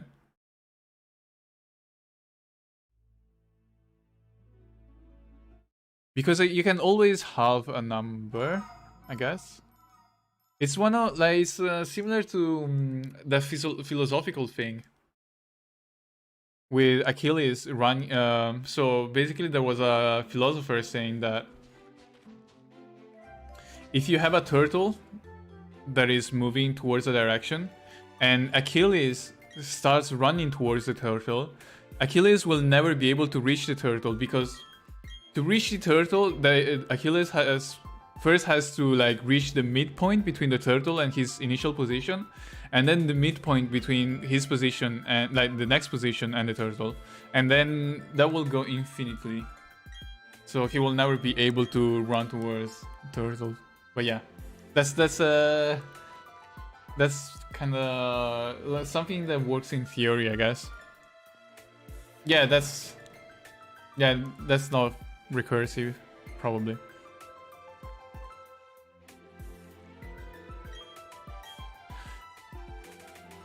I forgot to... But you know, the thing is that a lot of the so even for my interviews for this current company, I was asked a lot of questions that it wouldn't have made sense for me to be able to answer. So they just ask you a lot of theoretical questions. And the thing is that I am a self-taught programmer. I didn't really like learn the hard theory. I don't like, if you ask me, it's like you cannot mention like the name of something, of a the name of a concept maybe, or a programming concept, and I wouldn't know it. But then if you ask me to implement that, then yes, if I work on something like that, then maybe I will be able to do that.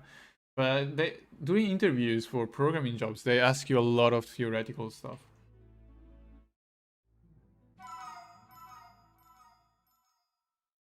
And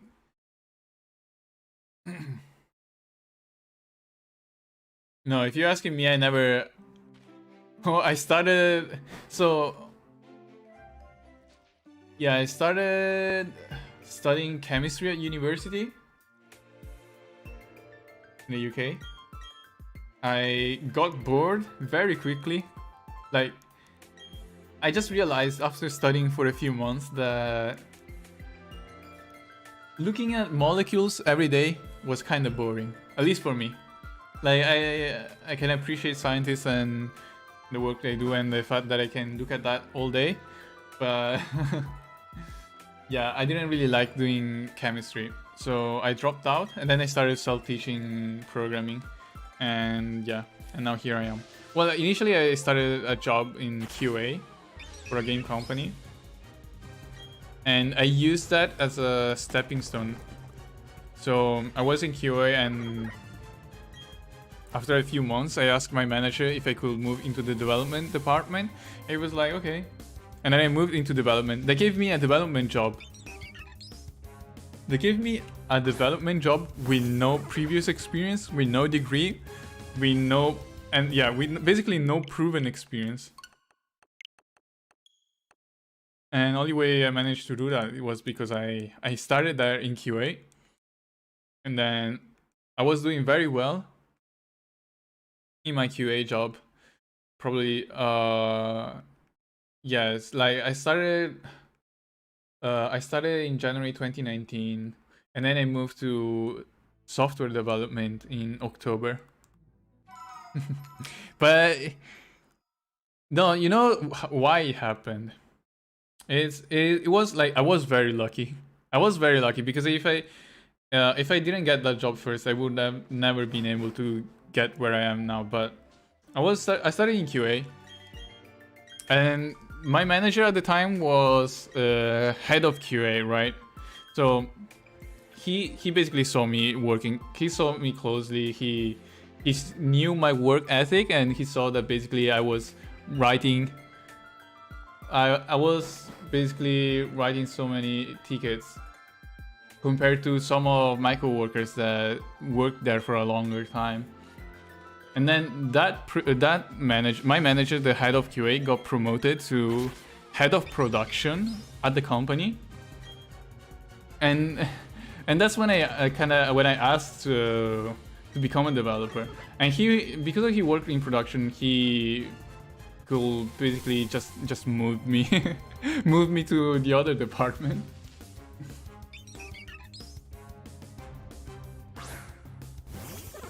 And yeah. And also, I was also lucky because they were kind of desperate. They were kind of desperate for devs. The company was bleeding senior devs. They were not hiring enough devs. They needed more manpower, and it was available. I was available. I was like, yeah, I can probably write a simple script in Python, and yeah. And then I was moved to the dev department.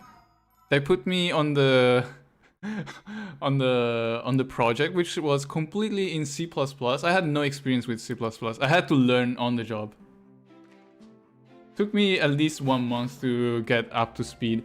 I actually, like, I think I started committing stuff, like submitting code after a couple weeks, but because like I will say it took me at least 1 month to reach a point where I was confident enough to write some C++ code. Also, I never had experience with object-oriented programming before I started working on it. So I started working on C++ without previous experience with C++ and without experience in object-oriented programming. And I had no one, like, okay, I had someone in my same team that kind of mentored me and showed me like the basics. Rest as well. It was a lot of trial and error. It was a lot of trial by fire. So I was spending. So at the time I was commuting by bus. So I bought a C++ book, and I started reading that book during my 40 minutes commute in the morning. So I didn't even finish the book. I read like 40 pages and I got bored. I read 40 pages, I got bored, so I never continued. Rest of what I know is through like just practicing. Did you break anything? Oh shit, yes, a lot of stuff. Well, you know, the thing is that at my previous company, they didn't have code review. They didn't have dev tests, like any sort of automatic tests and stuff. And they didn't have like branches. So from the first time I was writing code, I was committing my code to main or to master or however you call it. So yeah, I did break. I remember the first week I fixed the bug. But I mean, I did test, so I always made sure that I will at least be able to launch the game. So I never broke in the game in the sense that you cannot launch it. But one of the first like issues that I caused was that in the first week I fixed one bug, and I launched into the game. I played the first turn. I was like, okay, this works. I'm gonna submit.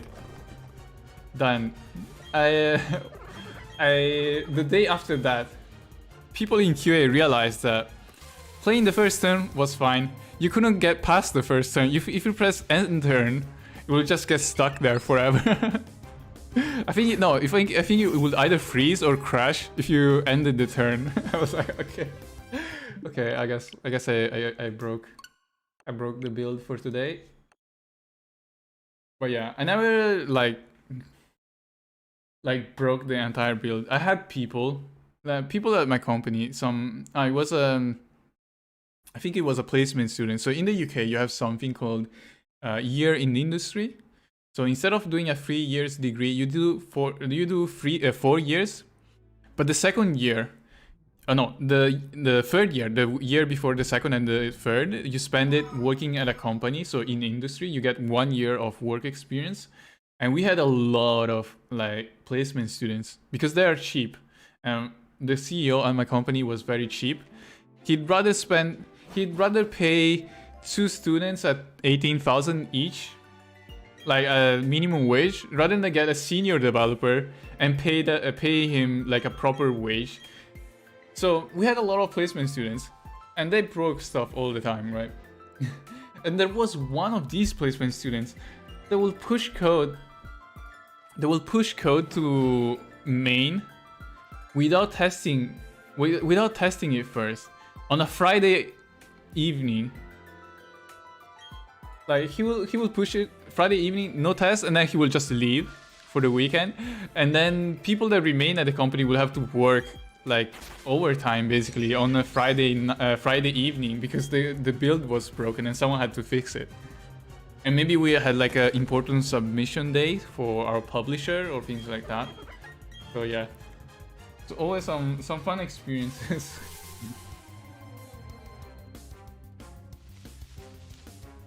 It is 251, yeah.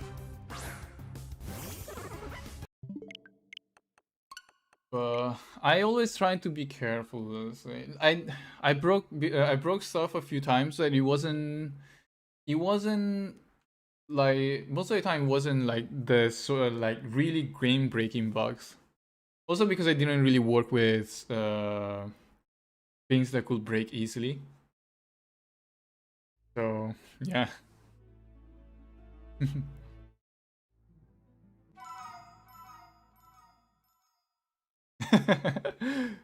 Yeah, that was. I think. Well, the month I left the company, there were like a dozen placement students coming in. Like the CEO really loved like hiring those underpaid students. Just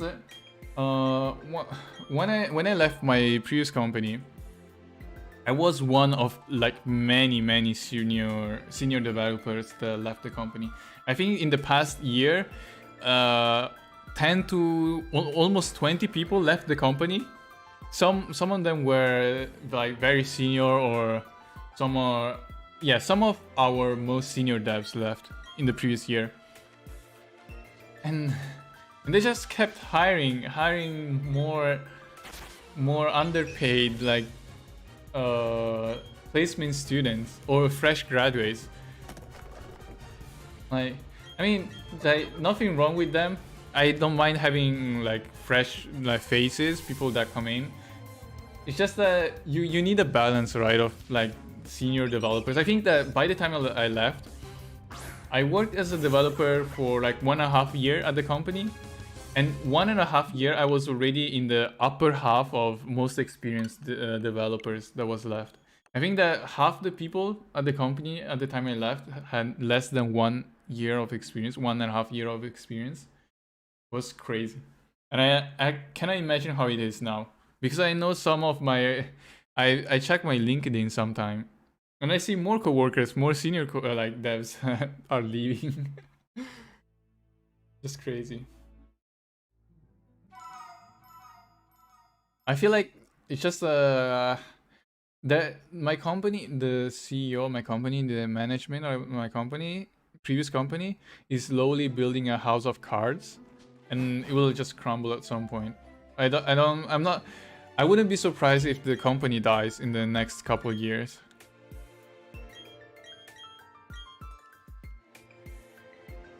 Yeah, people that have lots of experience are so invaluable, so valuable. Just like I had an opportunity while I was searching for jobs this summer. There was one company that had like good benefits and also good salary and stuff, but they told me that the current team was mainly built from people that had like couple years of experience, and they were also looking to hire like senior devs.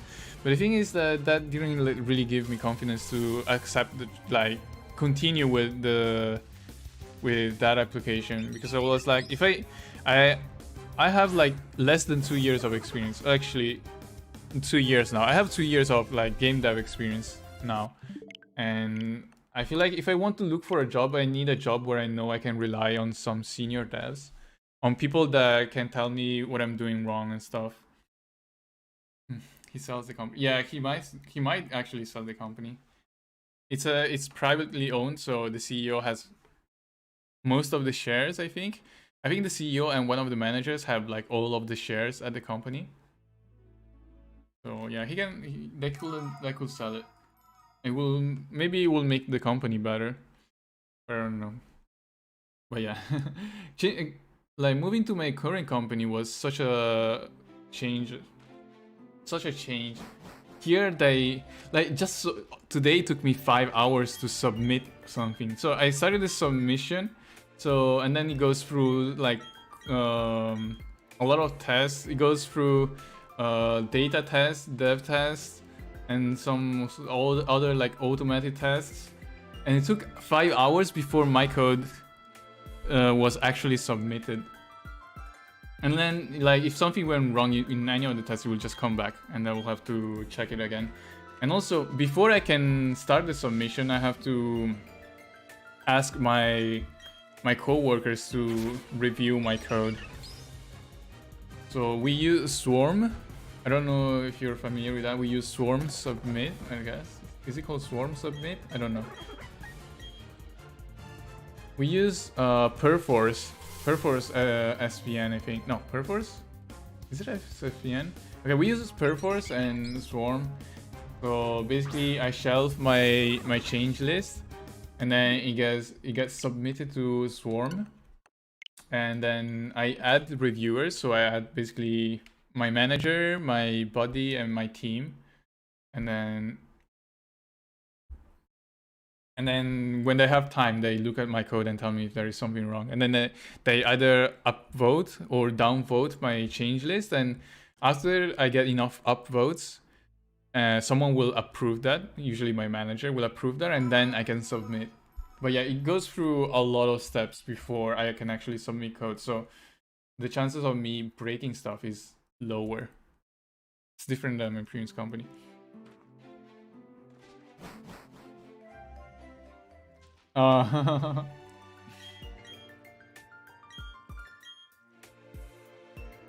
Like, to be honest, I don't really engage in the reviewing part of other people because I'm not really confident. I joined the company 2 months ago. I'm not really confident reviewing the code of some senior members, so I kind of ignore them. Sometimes I do check them though, just to learn and see what they are doing, have an idea of their basically the work practices.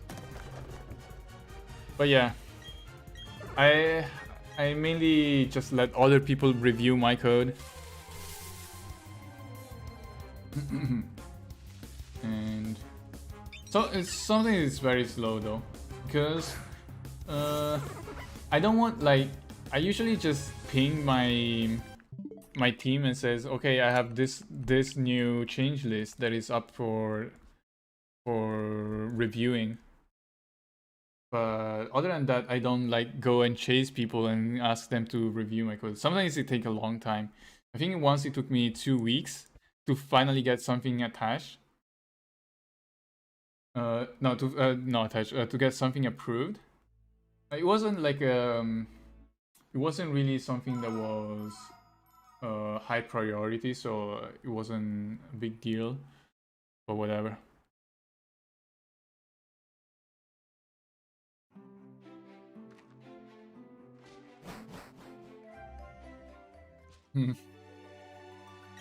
No, here in my company they read like, at least from what I've seen, they read everything. Like one of the comments I had a few a couple days ago was someone saying, okay, this variable name should start with a lowercase letter, because I actually forgot. I copy pasted it from somewhere else and I forgot to change that variable name. And because of our coding convention, the variable name should start with a lowercase letter, right? Past name starts in uppercase and stuff like that. So I forgot to change that, and one of the reviewers said in a comment, you have to change this to a lowercase letter. so because of that, I'm sure that someone at least is reading my code. If they were if they found that in like hundreds of lines of code.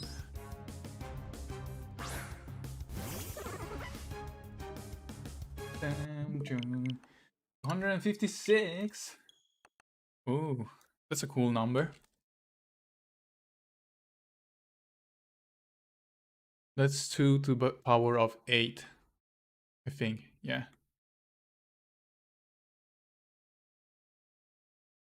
8-bit number. Yeah, it's good solid practice. That's one of the reasons why I like my current job.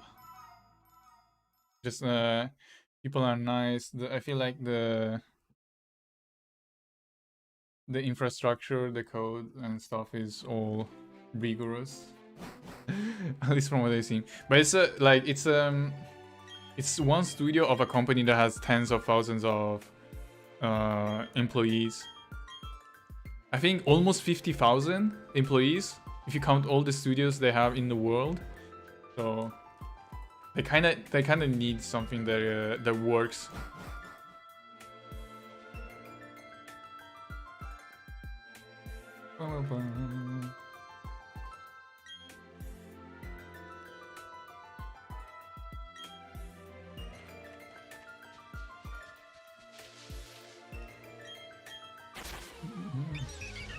Actually, no, not 50,000. But yeah, they have tens of thousands of employees all over the world.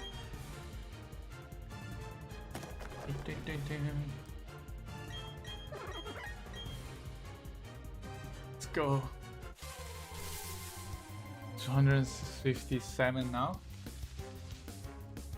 I've already been streaming for 3.5 hours. But that's another hour since last time I checked. Time is going so quick when you're having fun, repeating the same task over and over.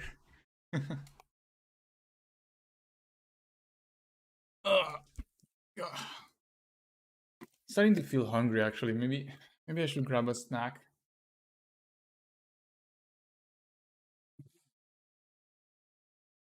Oh, I don't have snacks. Forgot. Tomorrow I'm getting a Amazon Fresh delivery. Yesterday we were talking about gummy bears in chat. So I decided to buy some gummy bears and candies from Amazon Fresh. It's gonna get delivered tomorrow. I'm also running out of toilet paper, so that was a nice excuse for me to buy some more groceries and stuff. I feel like I'm gonna have nightmares. Same. I will wake up at 4 a.m. in the morning. Sweat coming out from my head. I'm like, oh shit. It's the music again. You gotta be there. I wish. I think in Italy they have a bidet in every house. In Italy I used to have a bidet in my house. I have never seen a bidet outside of Italy. I haven't been to Japan. I know that Japan has bidet. But yeah, outside of Italy, I haven't seen a bidet in a house. And in the UK, sometimes in the UK you don't even have a sink in a toilet. So the first host family I lived with had a toilet and a bathroom that were separate, and the toilet room was just a small room with a toilet seat. And then I will have to take my shit in there, or just pee, like I don't know, just do my job in there. and then I will have to touch things. I will have to open the door, go to the bathroom, and then wash my hands. That in the process of going from shitting to washing your hands, I had to touch so many handles. That was so... I felt so disgusted by doing that.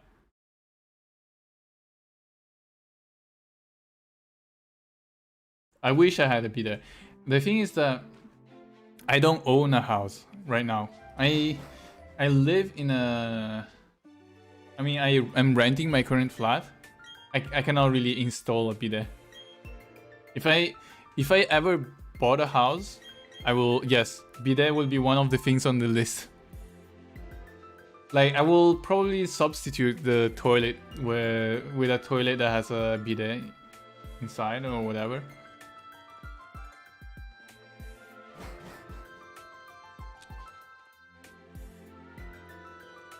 Any haichu in there? No. I don't like chewing gums. I don't like chewing gums in general. Like, I don't mind. Sometimes I have them. If someone offers me a chewing gum, I'm like, okay, I'll take one. Just I don't like having to spit something. Sounds so wrong out of context. I'd rather swallow the candy. No spitting for me.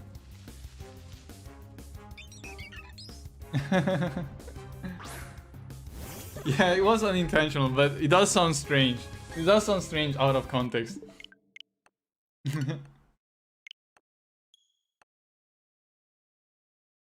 Oh, it's a gummy? I didn't know that.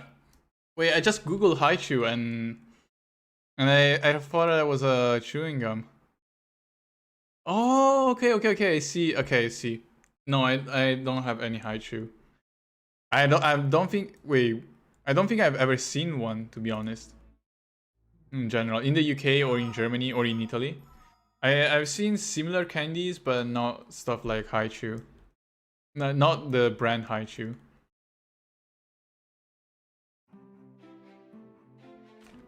Oh, okay, it's a Japanese. Okay, I guess makes sense. Yeah. Super good.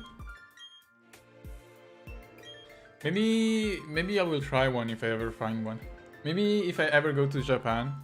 I plan on going to Japan sometime during my lifetime. If I survive past COVID pandemic. But... wait, actually, let me check if Amazon my haichu. No, I cannot find any haichu on Amazon. Oh, actually, yes. Haichu bags tropical mix. Oh, did I buy one? Wait, it's 12 euros. It's 12 euros for a small bag. That's an insane price. Yeah, no, I'm not gonna buy that. Yeah, it's from a third party. Amazon itself doesn't sell any. I guess it's kind of hard to find here, maybe in Germany.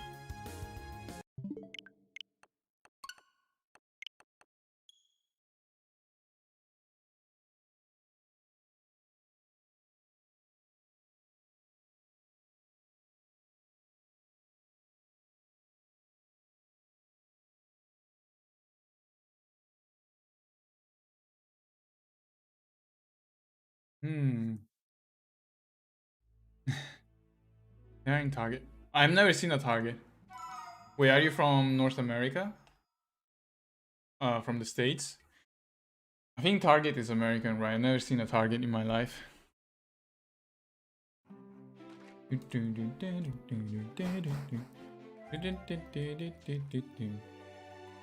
Yeah, I can enjoy my German candies, including Haribo. I like in terms of sweet stuff, I really like Ferrero Rocher. At least almost anything that comes out from Ferrero tastes so good to me. I have to refrain myself from buying them, because I know if I buy a box of Ferrero Rocher, I will finish that in like a few days. Same with anything Ferrero.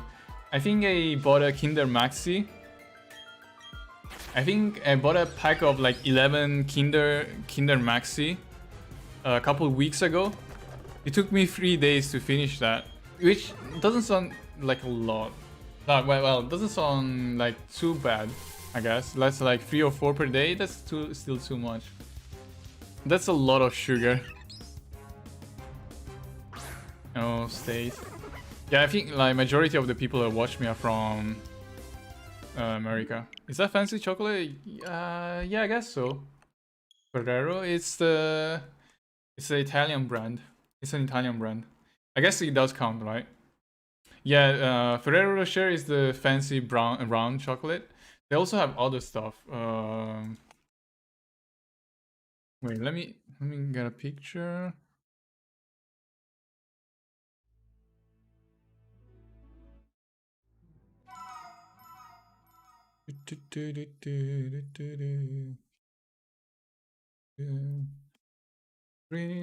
Ferrero.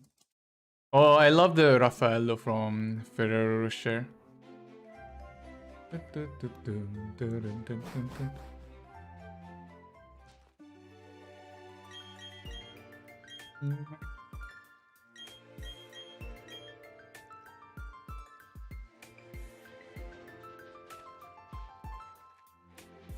Yeah, this one. This is the one I'm talking about. The Ferrero. I really like the white ones. I like all of them. The classic Ferrero Rocher, the dark chocolate, and the white. I think it's like coconut. But yeah, it's probably. If I buy one of those boxes, it wouldn't survive more than 3 days.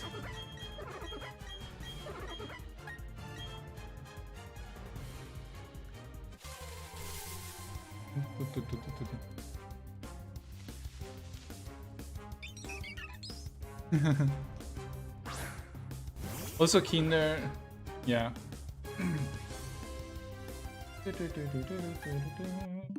And that's 261.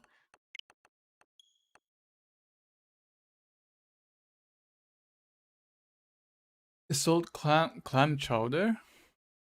Never heard of that. Wait, let me Google that. Oh wait. Oh, it's American. Okay. Yeah, I never heard of it. Wikipedia tells me it's an American thing. But looking at it, yes, it does sound strange.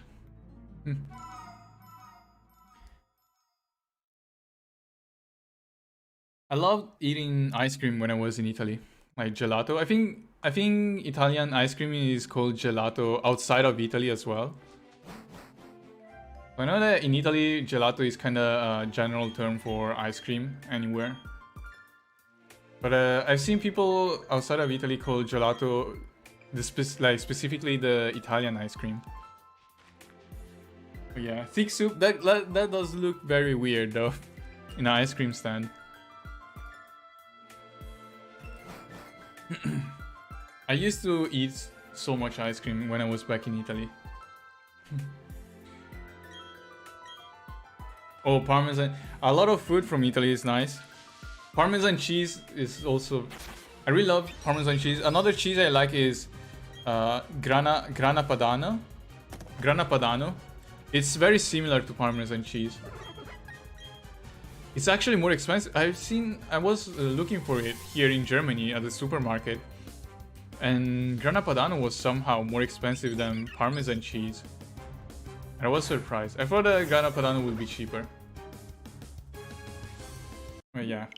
Parmesan cheese, Parma ham is also very nice if you ever try that.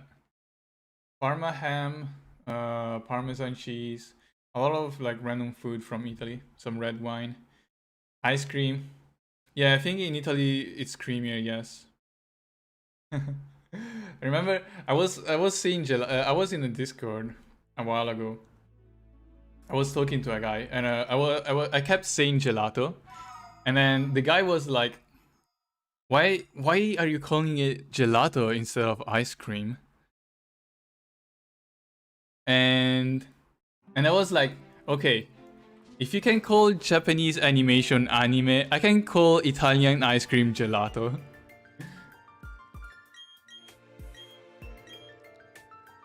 Is Parmesan cheese expensive? No, well, it's technically not. I guess it's just my own expectation. Just I feel like Parmesan cheese is more prestigious than Grana Padano. It was just a comparison between those two cheese.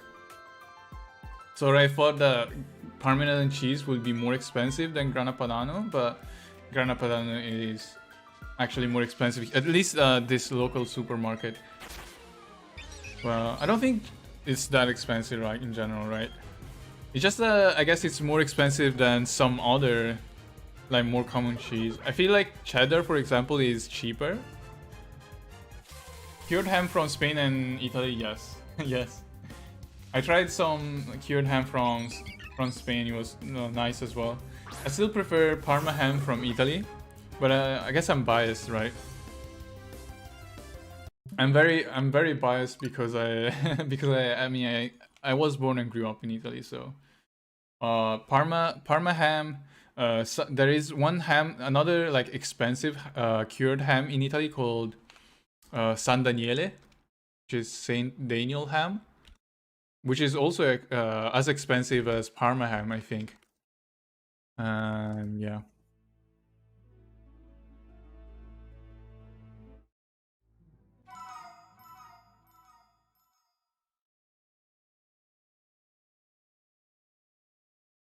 Legit Parm cheese. Oh, you know, it just reminded me. I think that there was a time that I remember there was a controversy, I think, in the United States, right? Where they were selling grated Parmesan cheese, but it wasn't actually fully Parmesan cheese. They just added some other random cheese in the mix. Other random pre-grated cheese in the mix and called it Parmesan cheese. I could be remembering things wrong. Maybe it was another type of cheese.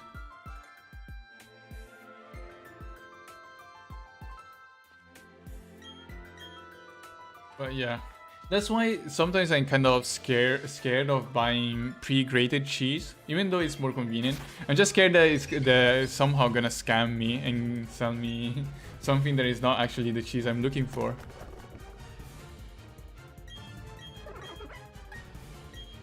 Dun, dun, dun, dun, dun, dun.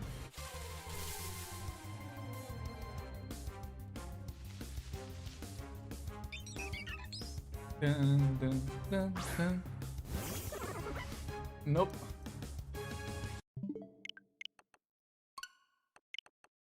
$263. Oh, I'm very hungry. Yeah, I'm very hungry as well. Talking about food. Wait, how long ago I had dinner? I've been streaming for 4 hours, so I had dinner 4 hours ago. And it was actually a big dinner. I had penne all'arrabbiata, which is penne with spicy tomato sauce and some grana padano.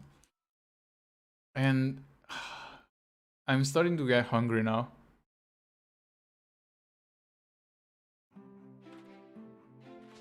Oh, yeah. It was wood.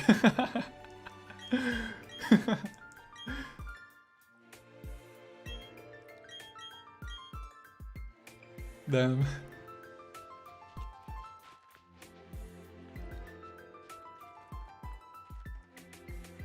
Oh yeah, I'm googling. I'm searching on Google now. Store bought 100% Parmesan cheese has everything but Parmesan.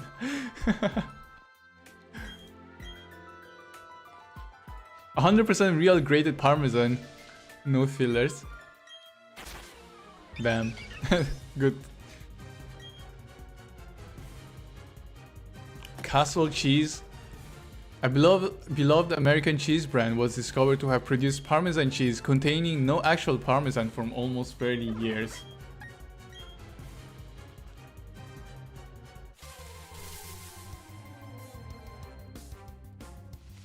Dun, dun. Man, some quick money. Wait, is it bad for your for your body if you eat like so much wood instead of cheese. I guess it's just like normal decomposable stuff though, right? How did people not notice that it didn't taste like parmesan? Or is it because people maybe were not used to the taste of real parmesan, so they never really noticed the difference? Who knows? Dun, dun, dun, dun, dun, dun, dun, dun. Da, da, da, da, da, da,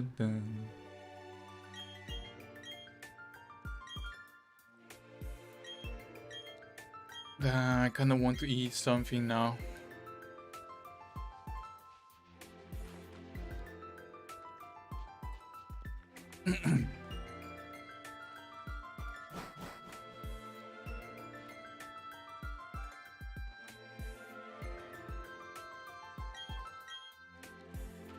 Yeah, he never got real on. I guess you guys have never been to Italy, right?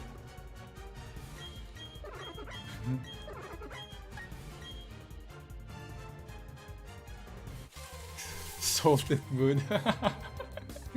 Done. Yeah, I don't really eat cheese in general, to be honest. I think the only cheese I have is like cheese I eat with my pasta. But Parmesan tastes so good. Parmesan cheese. I can eat Parmesan cheese by itself. Sometimes I do that actually. Most of the time it's just grated on my pasta, but I can eat a whole block of Parmesan cheese if given the chance.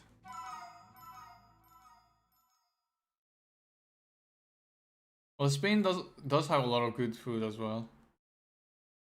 I guess any of the southwestern European countries will have lots of nice food. I guess Italian is just one of the more popular ones. Because it's so cheap and simple. Pasta is so easy to cook. Everyone can make pasta. And pizza is also very popular. Yeah. I think like when I see people eating out and like ordering food and stuff, it's usually a lot of Italian or Chinese food. Mario against the world. Wishing you the best of luck. Thank you, Mario. I really need that.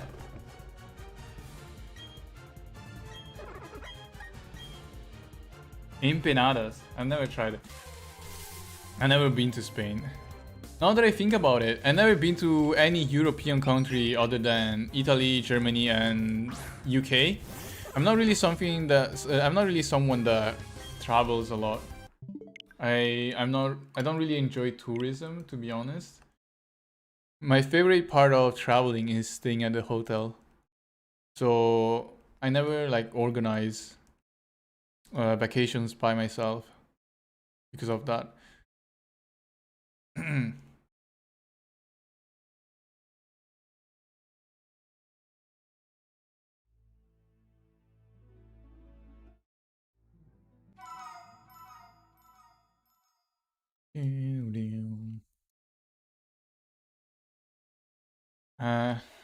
Now that I think about it, I don't think I've ever have I had Spanish food? Probably when I was in the UK, right?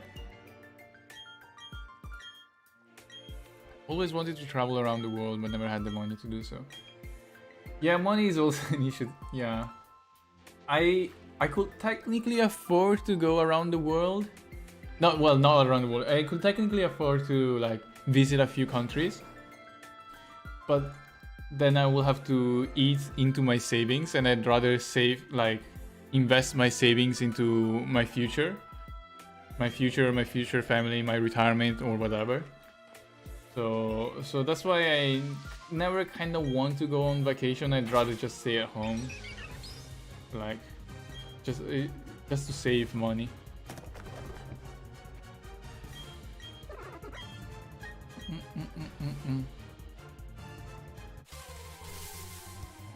Yeah, I think.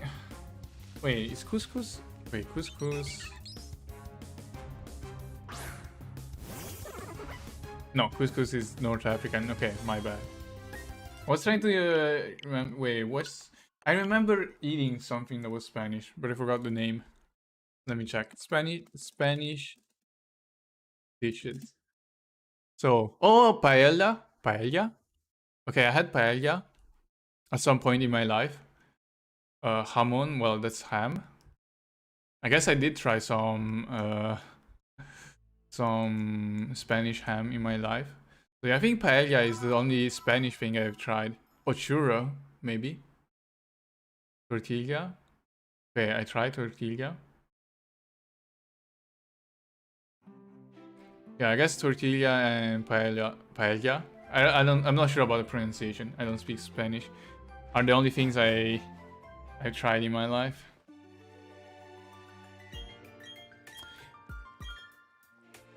Eight days and every day 5 hours, no shiny. Oh, is that? Have you been trying to get a shiny as well? This is some very bad luck.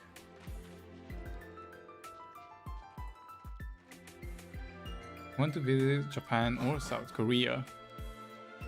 I've been to South Korea. They have a lot of nice food as well. There are so many countries that have nice food that I want to taste. South Korea, a lot of meat. The thing is that the meat in South Korea is kinda sweet, right? At least all the ones I tried. Even when they say it's not sweet, it's actually sweeter than what you will find in other countries. Ah.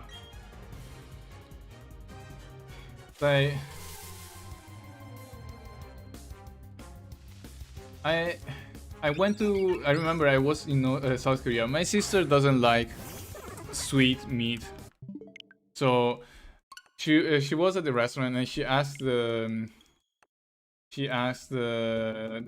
waitress, "Is this meat sweet?" And the waitress said, "No, this is not sweet." And then my sister tried it, and it was sweet. Yeah, I did notice that a lot of the meat that you could find in there was sweeter than it would be in the UK or in Germany or in Italy or I guess in Europe or even compared to China. I don't think China's meat was that sweet either. I think you could either find like spicy meat or a sweet meat. You wouldn't have something that was like sort of neutral or unflavored, you could say. You like sweet meat. Paella. Okay. Paella? I mean, I guess tortilla? I did take some Spanish. Some little bit of Spanish classes in high school. I learned a little bit of Spanish, and to be honest, like if you speak Italian or Portuguese or Spanish, like if you speak one of those languages, you can kind of understand the other ones because they're very similar to each other. So if someone writes something in Spanish, for example, I can probably read it and maybe I can understand. Or if someone talks to me in Spanish and he talks to me like very slowly in Spanish, I can probably understand what they're saying. Because of the fact that I speak Italian natively. So I could probably understand, but if I try to speak in Spanish, it will probably sound weird grammatically, or I will probably use Italian vocabulary to fill the voids. Latin languages in general. Well, French is also a Latin language, right? But I feel like French is a bit more different. At least I don't feel. I feel like Spanish is like a very fast Latin, very fast Italian. Fast Latin. So I can understand Spanish more than French, at least. Spanish is the language I don't speak that I understand the most. Portuguese probably after that. understand nothing, almost nothing in French, and well, German is different. German is not a Latin language.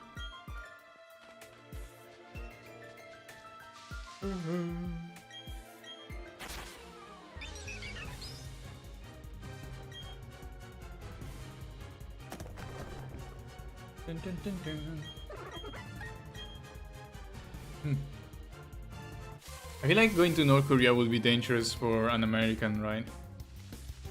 Because of what happened to the American dude that went like a few years ago. I remember the one that was accused of like stealing a poster, and then was jailed in North America for like a year, and then when they sent him back, he was in a coma and died, I think. Yeah. So if I were American, I would be very, very careful going there.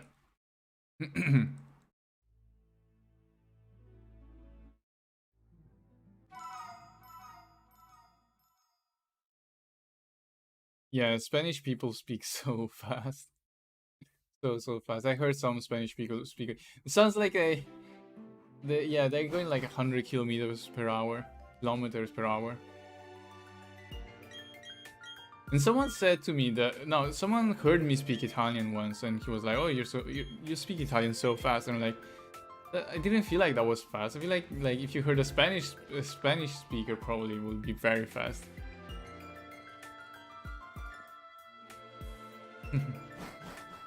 Well, I feel like I don't know. I feel like there will still be some cool stuff to see in there, maybe. At least the stuff they allow you to see. Because I think that if you go to North Korea, you have to go with you have to move around with a tourist guide, because they will not allow you to like see what they don't want you to see.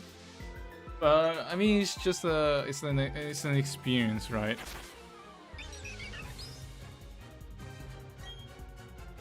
Free dental session. Well.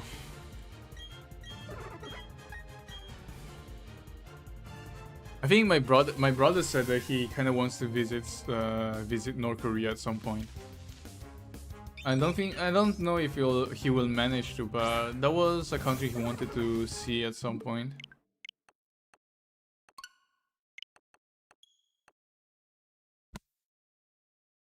Yeah. There are a lot of Asian countries that I want to see. I've only been to China, South Korea, and Taiwan. I want to see Japan. Maybe visit some of the southeastern Asian countries, like I don't know, Indonesia, Singapore. Maybe other countries like Vietnam, Thailand. One day maybe.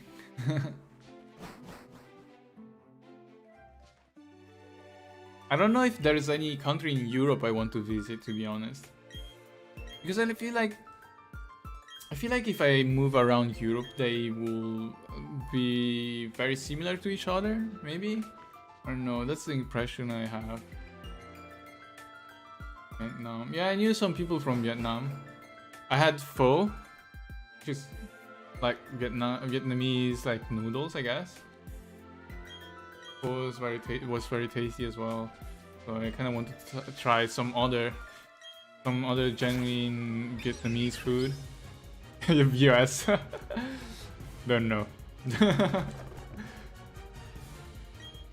I've been in the UK for 7 years. I feel like the US would be very similar, right?